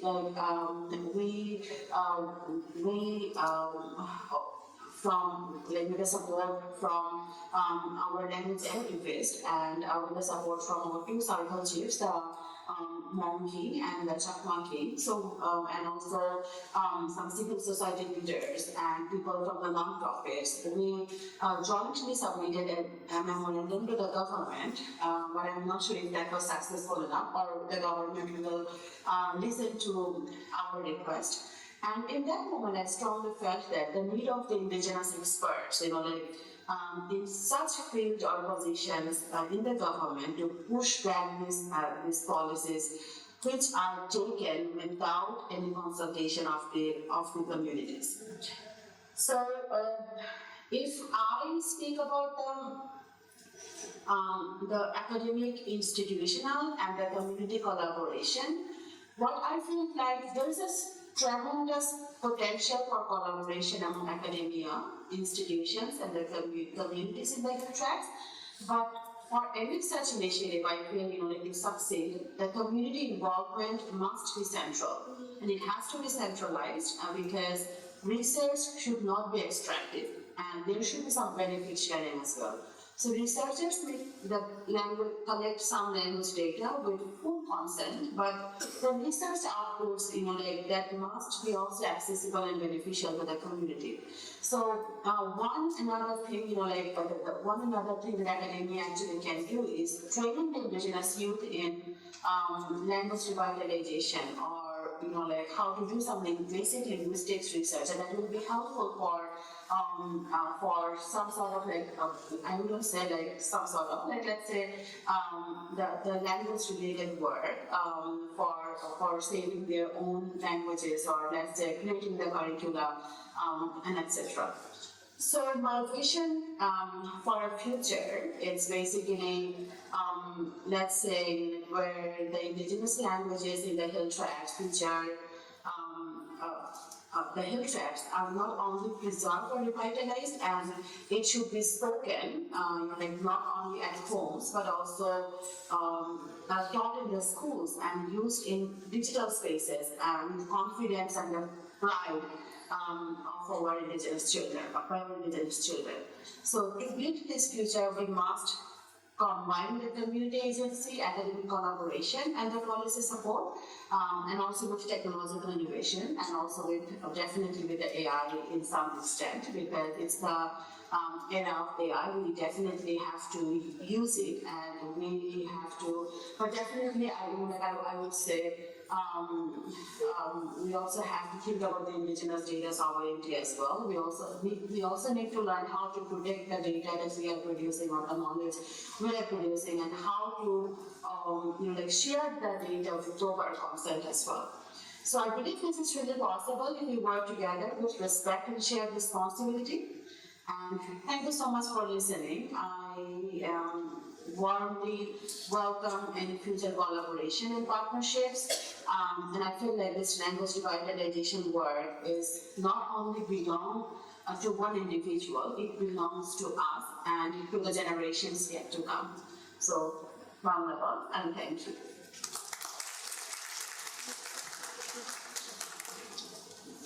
Thanks to Vinci, who could not make it in person, but I think she laid the ground quite clearly for us, and all my questions are actually already been answered. So if you want to add to any of the conversation that we have just had, we'd all be very happy. I had a few questions to Rushi, who could not make it today, because there are some work that he has been doing at the Bangladesh Computer Council, and they have recently launched a multilingual cloud project, which has one of the largest digitization efforts in the country, which had tried to preserve 42 languages with audio, IP, and cultural documentation. But there has also been some observations regarding the process of that documentation, and it would have been great to ask Professor Marma about that directly. But so there are some efforts, but I think the issues that Shankar, Uditi, and also Rich and Susan also had pointed out that there needs to be more community consultation, that is the community role cannot be just limited to consultation, that they need to be at the forefront, that they are the leaders of what needs to be done or what has to be done about the languages of those communities. So is there anything any of you would like to add? Professor Asif, Mashur? Yes, of course, please.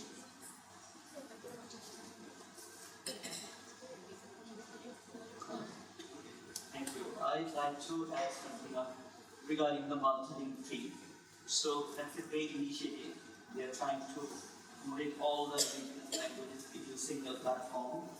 But the thing is, we need to add some naturalistic data. It's not some linguistic data. Rather, we should focus on oral text, oral history, their cultural attributes, all these things. So if there is a repository, we need to make sure that it's very accessible to all those people and they can provide direct input. It should be more like a crowdsourcing to all the indigenous people so that they have the direct access to that repository or web page and they can add their sound, their word, their songs, their rituals, everything. So that access, that should be ensured, which is still missing. And I think UNESCO can create a hub where all the individual efforts that could be placed together. That could be a wonderful thing. And also there should be, I think, a university and multi-stakeholder collaboration, as Upinjin was also pointing out. Yes, Mr. Shamar. I was there. যখন multilingual club প্রতিষ্ঠিত হয় সে সময় জানি না অনেকের ধারণা আছে কিনা বাংলাদেশে একটা প্ল্যাটফর্ম করা হয়েছে সেখানে 42টি ভাষার ভয়েস এবং তাদের টেক্সটগুলো আছে টেক্সট বলতে বাংলা এবং ইংরেজি এবং আইটি তো আমরা বিগত আমি এর আগে বক্তব্য বলেছি যে 100 বছরের যে গ্যাপটা আছে এবং এখনো লিঙ্গুইস্টিক রিসার্চের যে গ্যাপটা আছে সেটা পুরোপুরি সেখানে বোঝা যাবে যে আমরা এখনো ইউরোসেন্ট্রিক এবং হচ্ছে যে আইপিএ সেন্ট্রিক এবং এটি কিছুক্ষণ আগে বললেন যে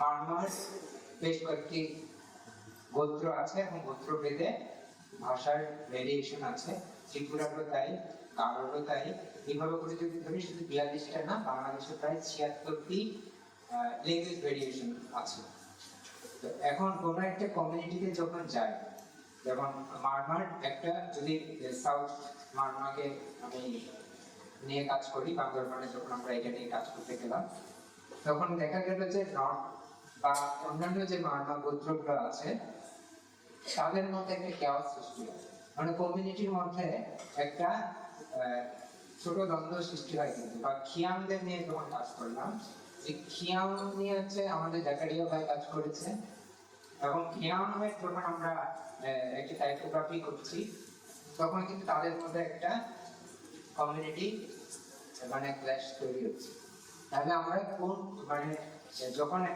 আমরা এই ধরনের প্রকল্প নিয়ে যাব অবশ্যই অন্যান্য কমিউনিটিগুলোকেও মানতে রেখে বা তাদের বিষয়গুলোকে তাদের সম্মতি কনসেন্ট করতে শুধু একজনের কনসেন্ট না টোটাল কমিউনিটির যে আদার্স গোত্রগুলো তাদেরও অনুমতি আছে কিনা হ্যাঁ আপনি ওই ডায়ালেক্টে কাজ করছেন তাহলে ঠিক আছে আমাদেরও সাথে ভাববেন এবং আপনি সেই কাজটা করবেন এইরকম পার্টিসিপেটরি রিসার্চের ঘটনা কিন্তু ঘটায় না বা আমরা জাতীয়ভাবে যখন আমরা করতে গেছি মাল্টিলিঙ্গুয়াল প্ল্যাটফর্ম তৈরি করতে গেছি এখানে আরেকটি জিনিস হয়েছে সেটা হচ্ছে যখন ডেটা সেট তৈরি করতে হয় ডেটা সেট তৈরির সময় আমাদের একটা জায়গা ছিল কিন্তু ওখানে যে নীতিমালা বা যে প্রসেসগুলো ছিল তার মধ্যে একটি বড় গ্যাপ হচ্ছে যে কমিউনিটি অংশগ্রহণে একটা ডেটা সেট আসলে প্রয়োজন কেননা তখন হয়েছে বাংলা ইংরেজি আইপিএ ডমিনেটেড পোর্টাল তাহলে সেখানে সেই ডেটা সেট যদি আমি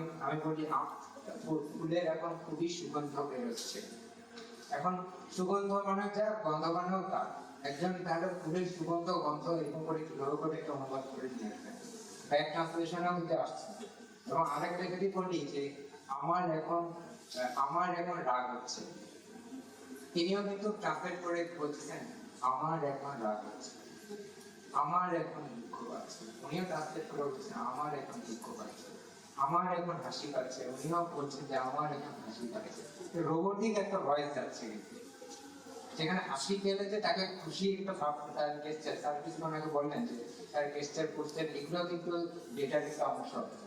তাহলে সেই জায়গায় কিন্তু সেই রিপ্রেজেন্টেশনটা কিন্তু আমরা আসতে পারি, এটা আমাদের মাল্টিলিঙ্গে একটা ঘাটতি থেকে গেছে। এছাড়াও আরেকটি বিষয় যে কমিউনিটি কিবোর্ড, যেটা ডেটা প্রোটেকশন বাংলাদেশে 24টি ভাষা আছে যাদের মাল্টি স্ক্রিপ্টের ব্যবহার আছে। তো ট্রান্সলেট এবং ট্রান্সলিটারের দুটো জিনিসে আমরা ফোকাস করতে বলেছি, মানে ট্রান্সলেট করে বসে কিন্তু ট্রান্সলিটারের সঙ্গে কিন্তু ফোকাস নেই। তাহলে এই যে অ্যালফাবেটগুলোর মধ্যে যে ব্রিজিংটা হওয়া দরকার, যার ধরুন এখানে আমরা যদি লোকাল অর্থোগ্রাফির নর্মগুলোকে যখন অ্যাভয়েড করে সরকারি নীতিমালা করছি, তখন বাংলা ছাড়া অন্য কিছু চাচ্ছি না। তো এই দুঃখজনক ঘটনা, এটা মাল্টিলিঙ্গে বলি বা আমাদের এনসিটিভিতে বলি, তো সব জায়গায় এই ঘটনাটা ঘটছে। তো আশা করছি যে আমাদের কিছু এথিক্যাল টেক পলিসি নেওয়া দরকার।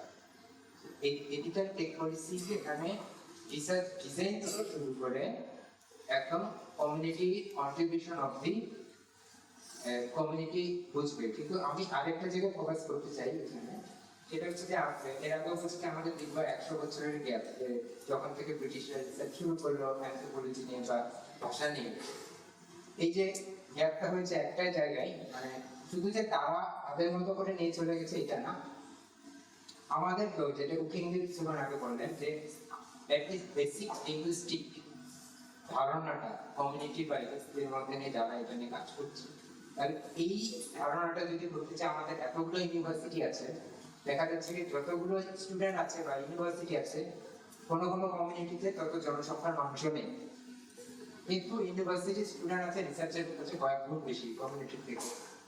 তাহলে সেখানে যদি বলি যে সেই কমিউনিটিকে অ্যাটলিস্ট লিঙ্গুইস্টিক মিনিমাম যে মেটাডেটা কিভাবে রাখতে হয়, অ্যাটলিস্ট আইপিএটা কেমন করে করতে হয়, কিংবা ল্যাঙ্গুয়েজ প্রিজার্ভেশন অ্যানালাইসিস গুলো কিভাবে হয়, এই কনসেপ্টটা যদি দেওয়া যেতে পারে, তাহলে কিন্তু কমিউনিটিগুলো অ্যাকর্ডিং হয়। এবং এই পলিসি তৈরিতে আমরা যেটা বলি ইনক্লুসিভ, যেটা পার্টিসিপেটরি রিসার্চের কথা বলতেছি, সেটা সম্ভব না হলে ওই টোকেন কমিউনিটি গঠন হয়ে থাকবে, পার্টিসিপেটরি হবে না, সবাই যাবে ইনক্লুসিভ, কিন্তু আসলে ইনক্লুসিভটা করবে না কোনো দিন। I actually wanted to ask you about the role because I see that you have already clarified that. But I think on this note, we can open the floor to the audience if you're up for that situation.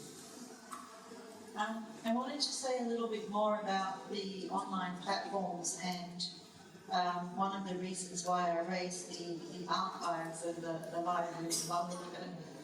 So I think the multilingual cloud is fantastic, and I agree with you. It should be a home for everything.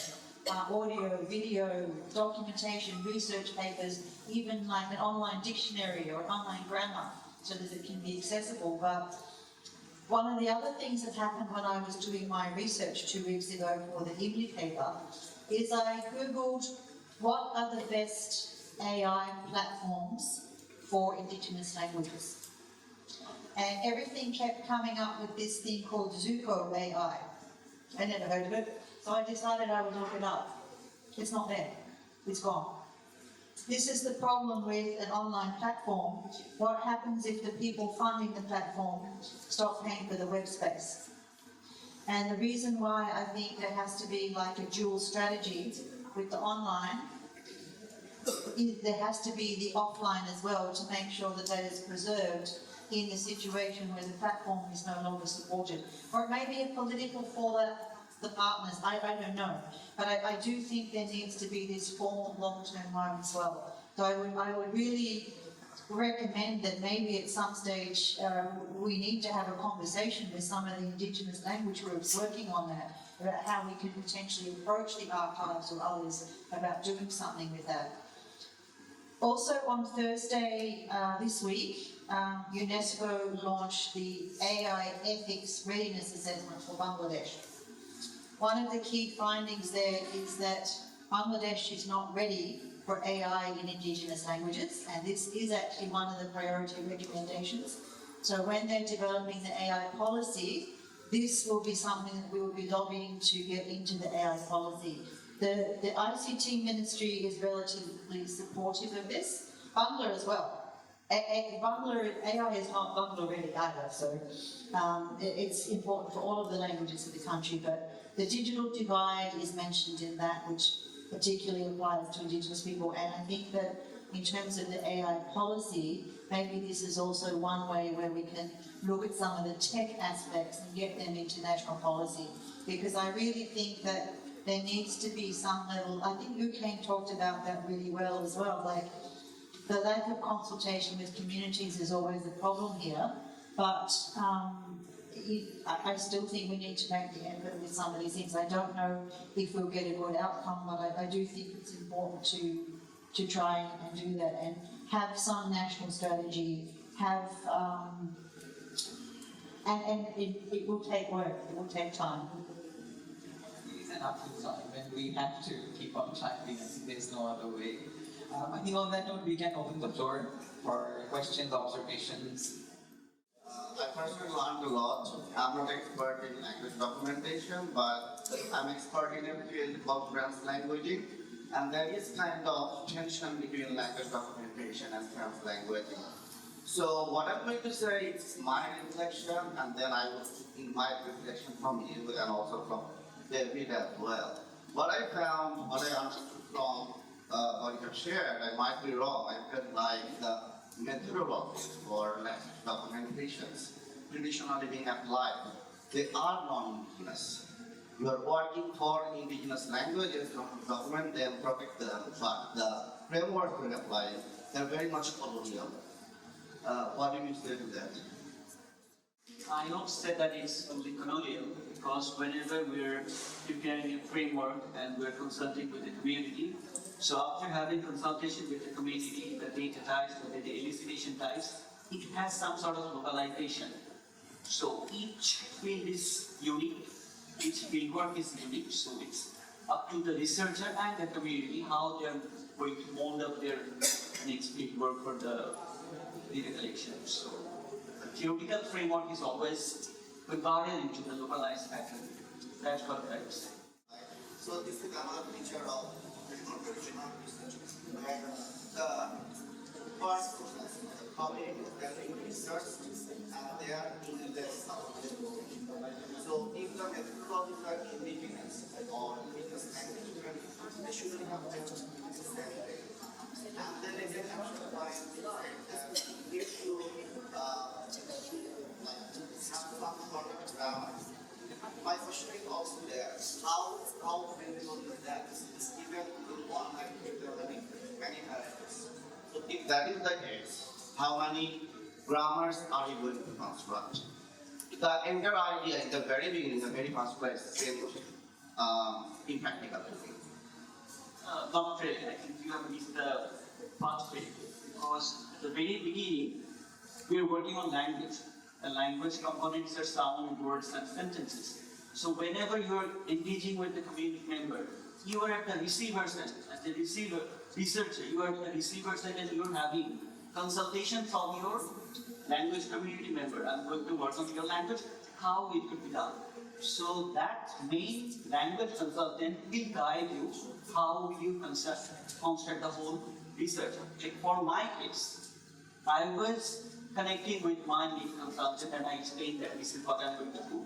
So he basically trained me in his language and he created the pathway for me. Okay, begin with the sound, then go for the word, then go for the sentence. Number one.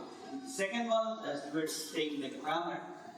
Each documentation is very language specific, or to be more specific, I would say dialect specific. So if you work on one single specific dialect, then you can typologically connect with others and you can go on. But you have the inception point, at the starting point. You can't document all the languages all together.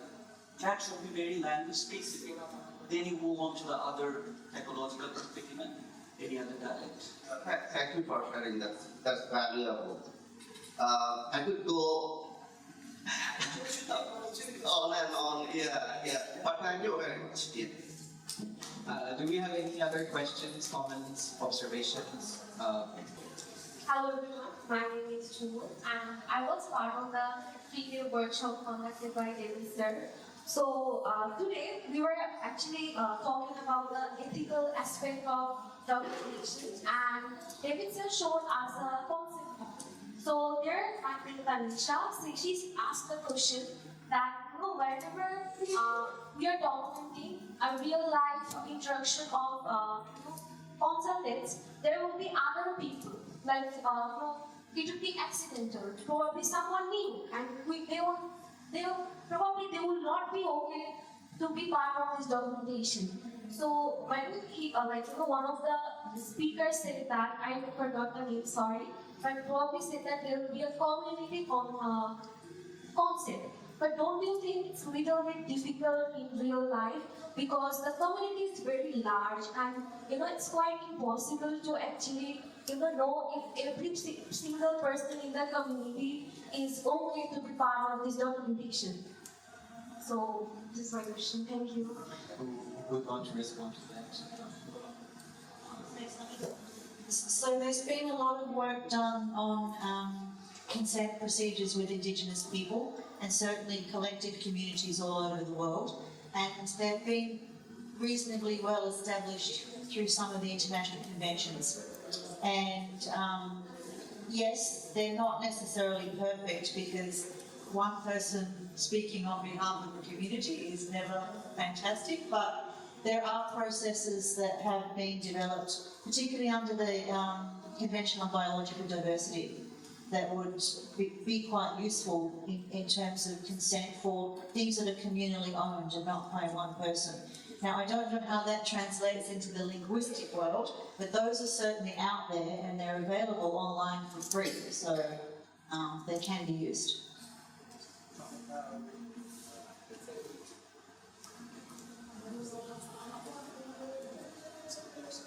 আমার উত্তরটাও একই রকম, যে আসলে community concept যেটা বলতে বোঝায় যে কমিউনিটির বিল্ডাররা আছেন, কমিউনিটির কিছু গ্রুপ আছে যারা ল্যাঙ্গুয়েজ এন্টারপ্রেনাররা আছেন, এবং সেই কমিউনিটি মানে সেই গ্রুপ অফ পিপল মানে এদেরকে বাইপাস করেও অনেক সময় কাজ করা হয়।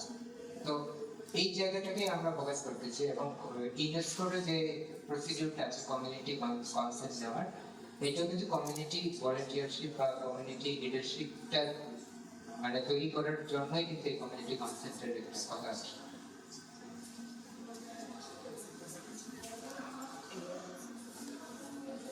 So I'm Fahad. I'm from IIT Institute of Informatics and Development. It's a research institute. So my question is, like, in indigenous communities, there is a way of learning, right? A way of their own research. So while we talk about integrated technologies, is there any chance that these case-sensitive information, like the way of learning, the indigenous way of learning, might get impacted in a way that is not, for the goodwill of the culture?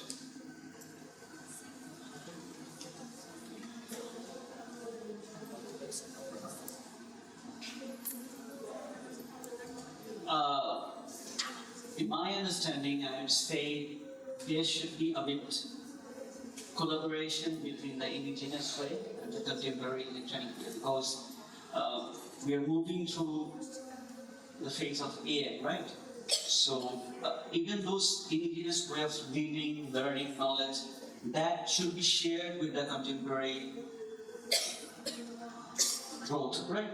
So whenever we are trying to incorporate all this indigenous knowledge, it should be carried away. It should be passed to the next generation. So if we can merge them with the ongoing progress, I think in a way that will uplift the indigenous knowledge or epistemological consideration as well. Since we don't have the indigenous community people or the younger generation, they are often connected with apps, social media and all these things, and they are drifted away from their indigenous core learning. So if we can improve their language, input these technological fraternities, they will provide, they will uplift their indigenous knowledge to this platform. So there's a scope of co-aligning this together. No,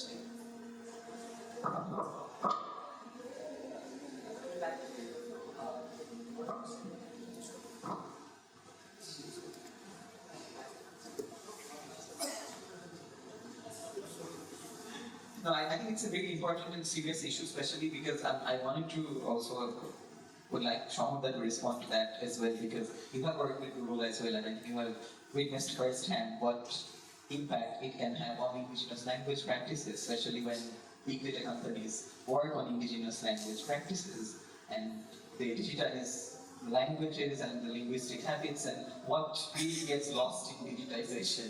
So I think that's what is connected with the question that you are asking. So if you would want to respond to that based on your experience with Google.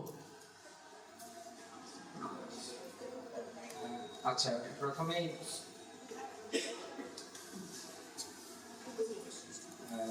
আমার যে অভিজ্ঞতা 8 বছরের গুগলের সাথে, তো প্রথম দিকের অভিজ্ঞতাটা খুব একটা ভালো ছিল না, কারণ আমরা তখনও বুঝে উঠতে পারিনি আসলে কি ডেটা নেওয়া হচ্ছে।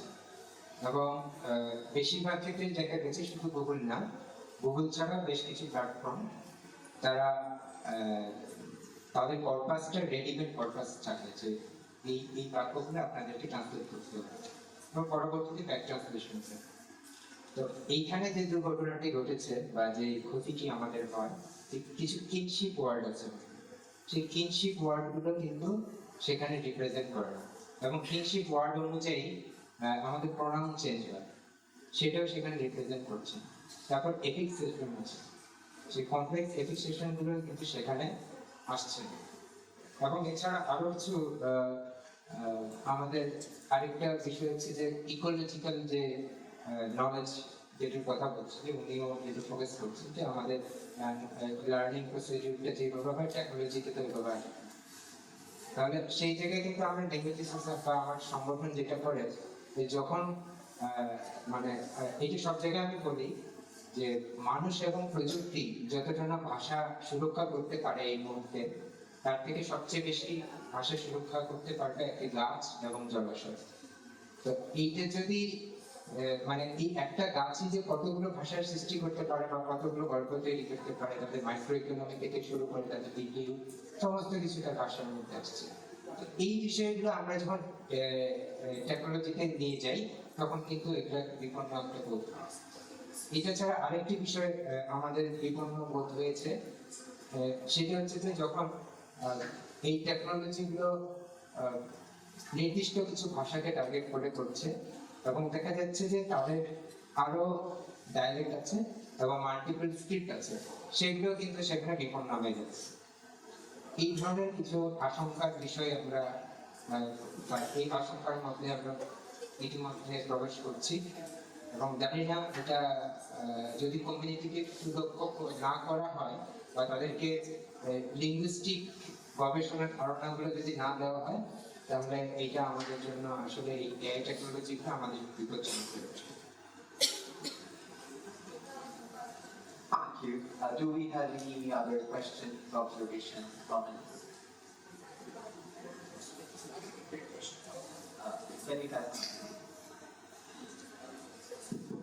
Thank you so much, like very insightful, and I really appreciate your presence. So I'm just curious, like I worked on Native American languages, so was in Arizona, and I was just asking David about this. So within the American Indian communities, we have this pan-Indian orientation, and then each tribe has its own, so unique way of they have their own councils when you go for this technical consideration. So the council must approve. So I'm just curious about the performance and competence of your informers. So the documentation process that you are doing, and you have one informant. And so the question was like whether that informant represents the entire community as a whole, whether that particular informant has the right kind of knowledge, competence, of the performance. And I'll share one anecdote. So for one of my classes, we had one Seri Indian from the American Southwest in our classes. And what she did, so my professor, Gary Alfonso, so he was bringing her over from Baja California to our classroom in Tucson. And suddenly, there was a sunset going on, and so she insisted on getting down from the gym. And so she started doing some sort of sun ritual. Right? And she explained, how sun is so important for the city here, when in our class. So she started explaining the rituals. And that ritual mimics, say, Hindu rituals. And my professor was saying that I have been working with the city Indian for the last 20 years, never ever have come across anything like that. So just because she was on the spotlight, so she instantly invented that custom which was not part of our culture. So how do you negotiate, when you document? So, of course you mentioned that there are, ethical guidance and all that. So if the informant wants to mislead you, right, and this is very common, because I work on the shaman group. So many of the Peruvian, they take this treachery as part of the strategy of the survival. So how do you negotiate something like that when you are documenting?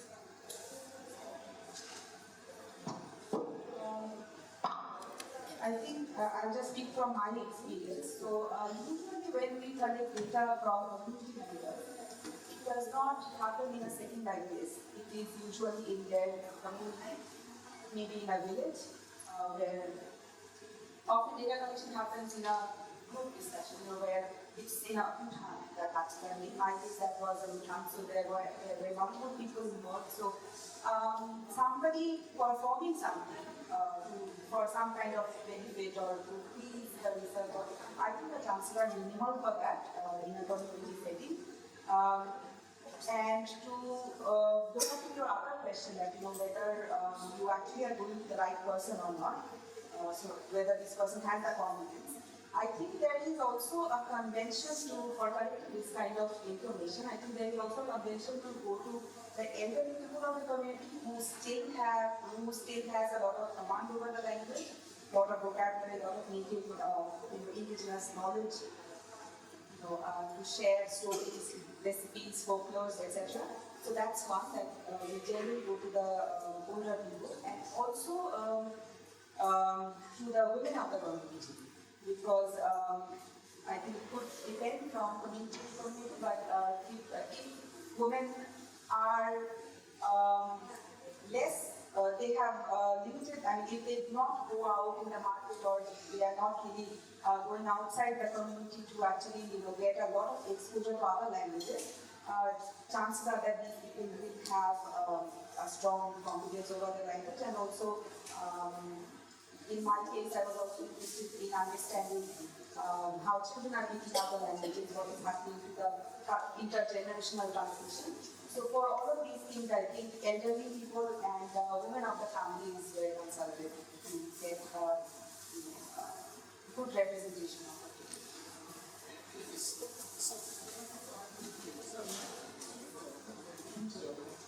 Actually, going back to what Samartha was saying, so remember Amikushi, so when you say Amikushi, Bawm, or Monkara, so you don't get the connotation of it, so the nuance of the language is not always captured when you are literally translating something, right?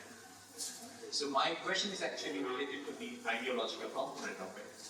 For example, I work on Navajo coyote songs, and the medicine men, so they will allow you access up to the 4th level of translation, right? So usually, when they do these coyote songs for healing, so the medicine man will never allow you the 12th level of meaning. So for ordinary, for researchers and all that, so they will never allow you, access to the deeper level of that culture. So we have the deep culture and the surface culture. So when you do that kind of translation as a community, so unless they are very confident about your confidentiality and how much access you should be given as an outsider to the community, because they do not want to just give away their culture to an external authority, or they do not want to give that agency to the public. So have you come across that kind of problem? So maybe. So we call it secret knowledge. Secret knowledge যখন আসে সেটা প্রত্যেকটা কমিউনিটির মধ্যেই এটা আছে। যেমন আমি একটা উদাহরণ দিই আমাদের কমিউনিটি। যে আমাদের দাসাই উৎসব হয়। It's also a knowledge transformation program, and another is Chandra Utsav. তো Chandra যেটাকে আমাদের বাংলাদেশে বা ইন্ডিয়ায় শিকার উৎসব বলে ট্রান্সলেট করে করছে, but it's one kind of natural survey. তো ন্যাচারাল সার্ভে যখন করে সেখানে শুধুমাত্র আমরা ছেলেরা যেতে পারি, এবং সেখানে আমাদেরকে শেখানো হয় যে how to survive in family life, and also about our traditional medicinal knowledge, including our medicinal knowledge. So এই টাইমে এই বিষয়গুলোকে নিয়ে আমরা ডিবেট হয়েছে। গুগলের যে আমাদের একটা ভেন্ডর অর্গানাইজেশন ছিল যাদের সাথে আমরা করতাম, তারাও বলতে কিছু ডোমেনে ভাগ করে দিত যে আপনি এই ডোমেনে যেটা নেবেন, এই ডোমেনে যেটা নেবেন। যদি আমি স্পিচ টু টেক্সটের দিকে যাই, স্পিচ টু টেক্সটের সময় তখন কিন্তু এই রিপ্রেজেন্টেশনটা থাকছে। তো এই জন্য আমরা বলি যে একটা ethical tech policy. We need ethical tech policy, and also we are planning for the language convention, including our communities, all the indigenous communities from all Bangladesh. এবং আমরা আশা করছি যে এই ধরনের প্রশ্নের উত্তরগুলো সেখান থেকে নিয়ে আসবো, এবং secret knowledge I think it should be secret. আর এটা যদি আমরা টেকনোলজিতে নিয়ে আসি, এটা কিন্তু ধ্বংস হয়ে যেতে পারে। এটার কোনো আসলে বিকল্প নেই। It should be separate and it should be research.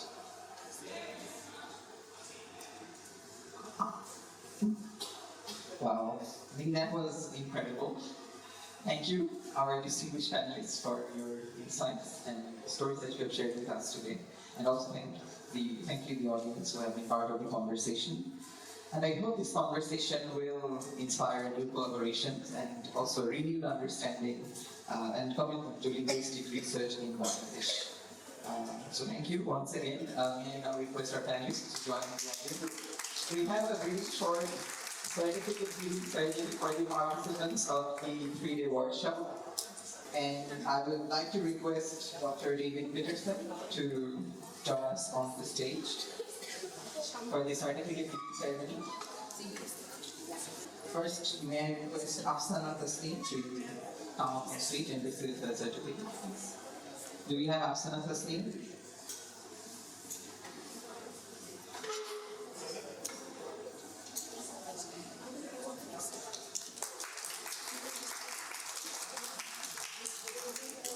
After Abi.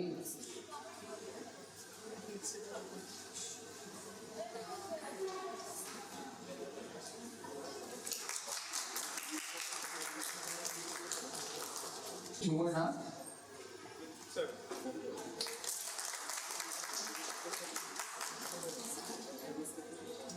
Mahitashi Tanisha Bawm.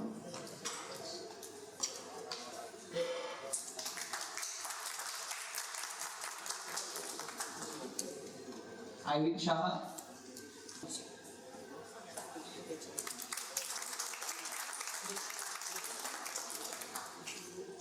Namasri Roy.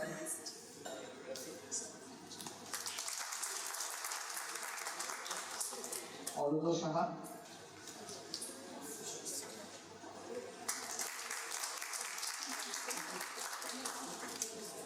Khalid Mansur.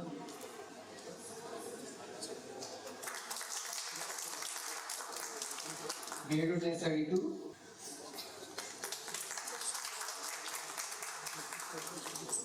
Sajida Tazreen Kabir.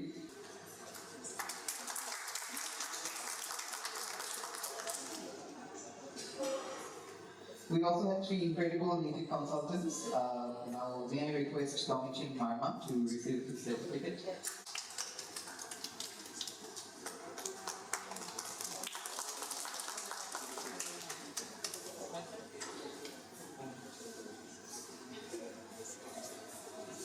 Victor Bawm.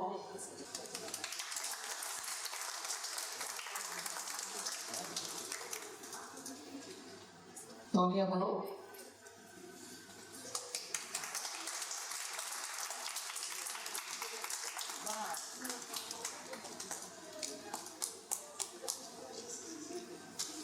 Thank you so much, indeed, and congratulations to all finalists. And we hope the knowledge that you have received over the past 3 days will continue, and you will be embarking on this new research field that you have been exposed to.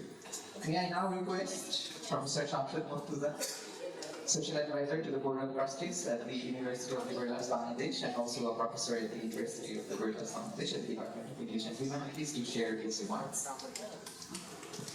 So this is fascinating, so I'm so impressed, by what I've seen, and this is a dialogue that we must continue, and I'm sure that this is the start and the spark that was required. And thank you, David, for facilitating a wonderful session, and it's so good to see our students, that's the undergrad students, so be part of this project, and it shows that so the future is really bright. So this is the kind of transaction that is needed, and thankful to the resources, wonderful resources, so I'm not going to name it, everyone, the interest of time, but really honored by your contribution, and I'm sure Dr. Mahmood will make sure that you remain engaged with ULAB, and this dialogue will continue, and I'm sure that we will be pestering David, for the eternity, I suppose, for the rest of my professional career, so, and I'm sure this has been also a learning lesson for my colleagues, so they're also excited to undertake new projects. So it's not only documentation, the role of AI is more than that. It's all about learning from one another.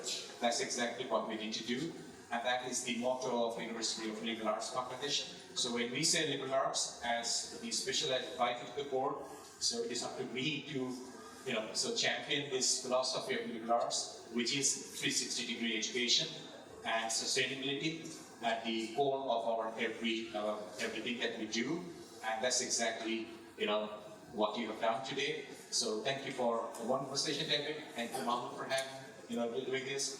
Thank you, Susan, for making for your kind presence, and of course my colleagues and my friends. Thank you for everything. Thank you so much. Thank you, sir. May I now request Professor Mahmoud Hassan Khan to deliver his vote of thanks. And this is Professor Mahmoud Hassan Khan, who has organized this whole panel and has also supervised the 3-day workshop, and is also looking over the fellowship program that David is under. Professor. Okay, is there any word? Thank God. Thank you all. Okay. The main objective of hosting the David Peterson, an eminent American linguist at ULAB, was to introduce our students, colleagues, and academics to this work and some possible trainings on language documentation and professional development in linguistics, as well as indigenous language documentation and research.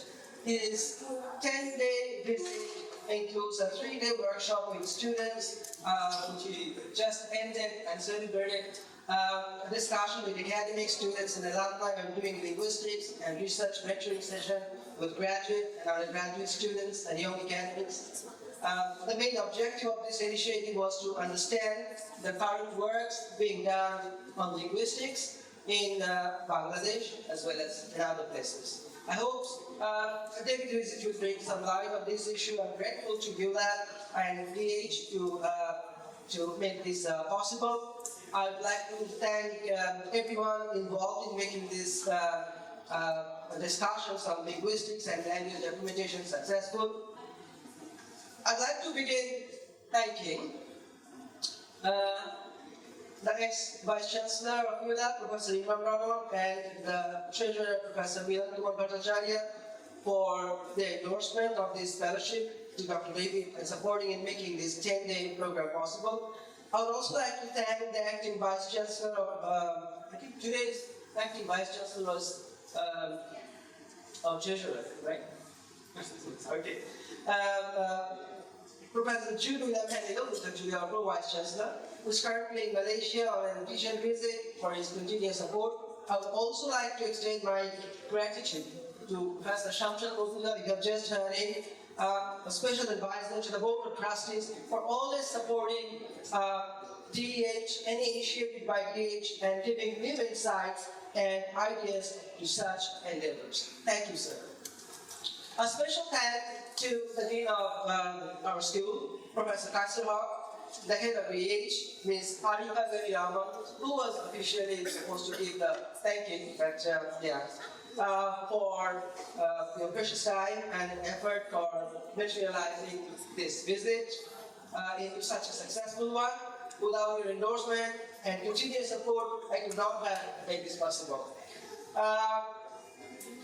The Registrar, Colonel Faidul Islam, the Office of the General Administration, especially the ULAB IT Office, Arif Malik, Shamshed Bhai, for their support with regards to necessary logistics. My gratitude also to Maksudul Islam and the Communication Office for designing all the publicity materials for today and other events for this 10-day program.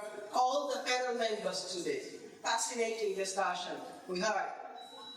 Thank you, and I'm grateful to you all for giving your time for today's discussion and coming to ULAB to talk about the challenges and opportunities of language documentation and preservation of cultural artifacts. My thanks to all the participating DH and CSE students for the 3-day workshop, 3 native consultants, Namichi Marma, Victor Bawm, and Tony Amro. I look forward to seeing you applying the training and coming up with exciting projects in linguistics.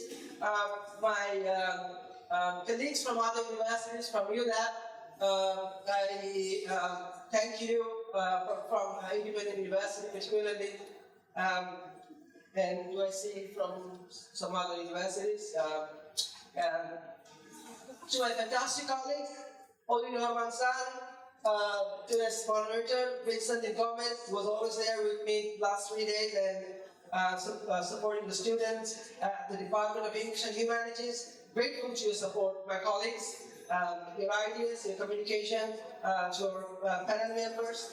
I have thanked earlier. Who else? Thanks to Satya Sultana, Sanjit Kumar Sardar for all the coordination behind the scenes. DHTA, Talal Azum, and MS student Tabik Siddiqui, the man behind the camera. Thank you for recording all events and moments, and all to our support staff. Riton Bhai will strive to make our lives run smoothly. My heartfelt gratitude to the guy here. Yeah, okay. Thank you everyone for being here. I hope you all enjoyed the fruitful afternoon. Enjoy tea and refreshment. Hope to see you again to talk further on such issues. Have a great evening, guys. Thank you so much. Oh, and thank I think I included Nani Raman in our colleagues. Thank you, Nani Raman, for coordinating all these. Thank you. Thank you, Professor Mahan. We are almost at the end, but before we end our session, I would like to request all the participants of the 3-day workshop to join us on stage for a group photo, please. And I would also request Professor David and all the panelists to also join with us for the photo session, and of course, the head of the department and also Shamshed sir, please. If you join us and the participants for a group photo, that would be wonderful.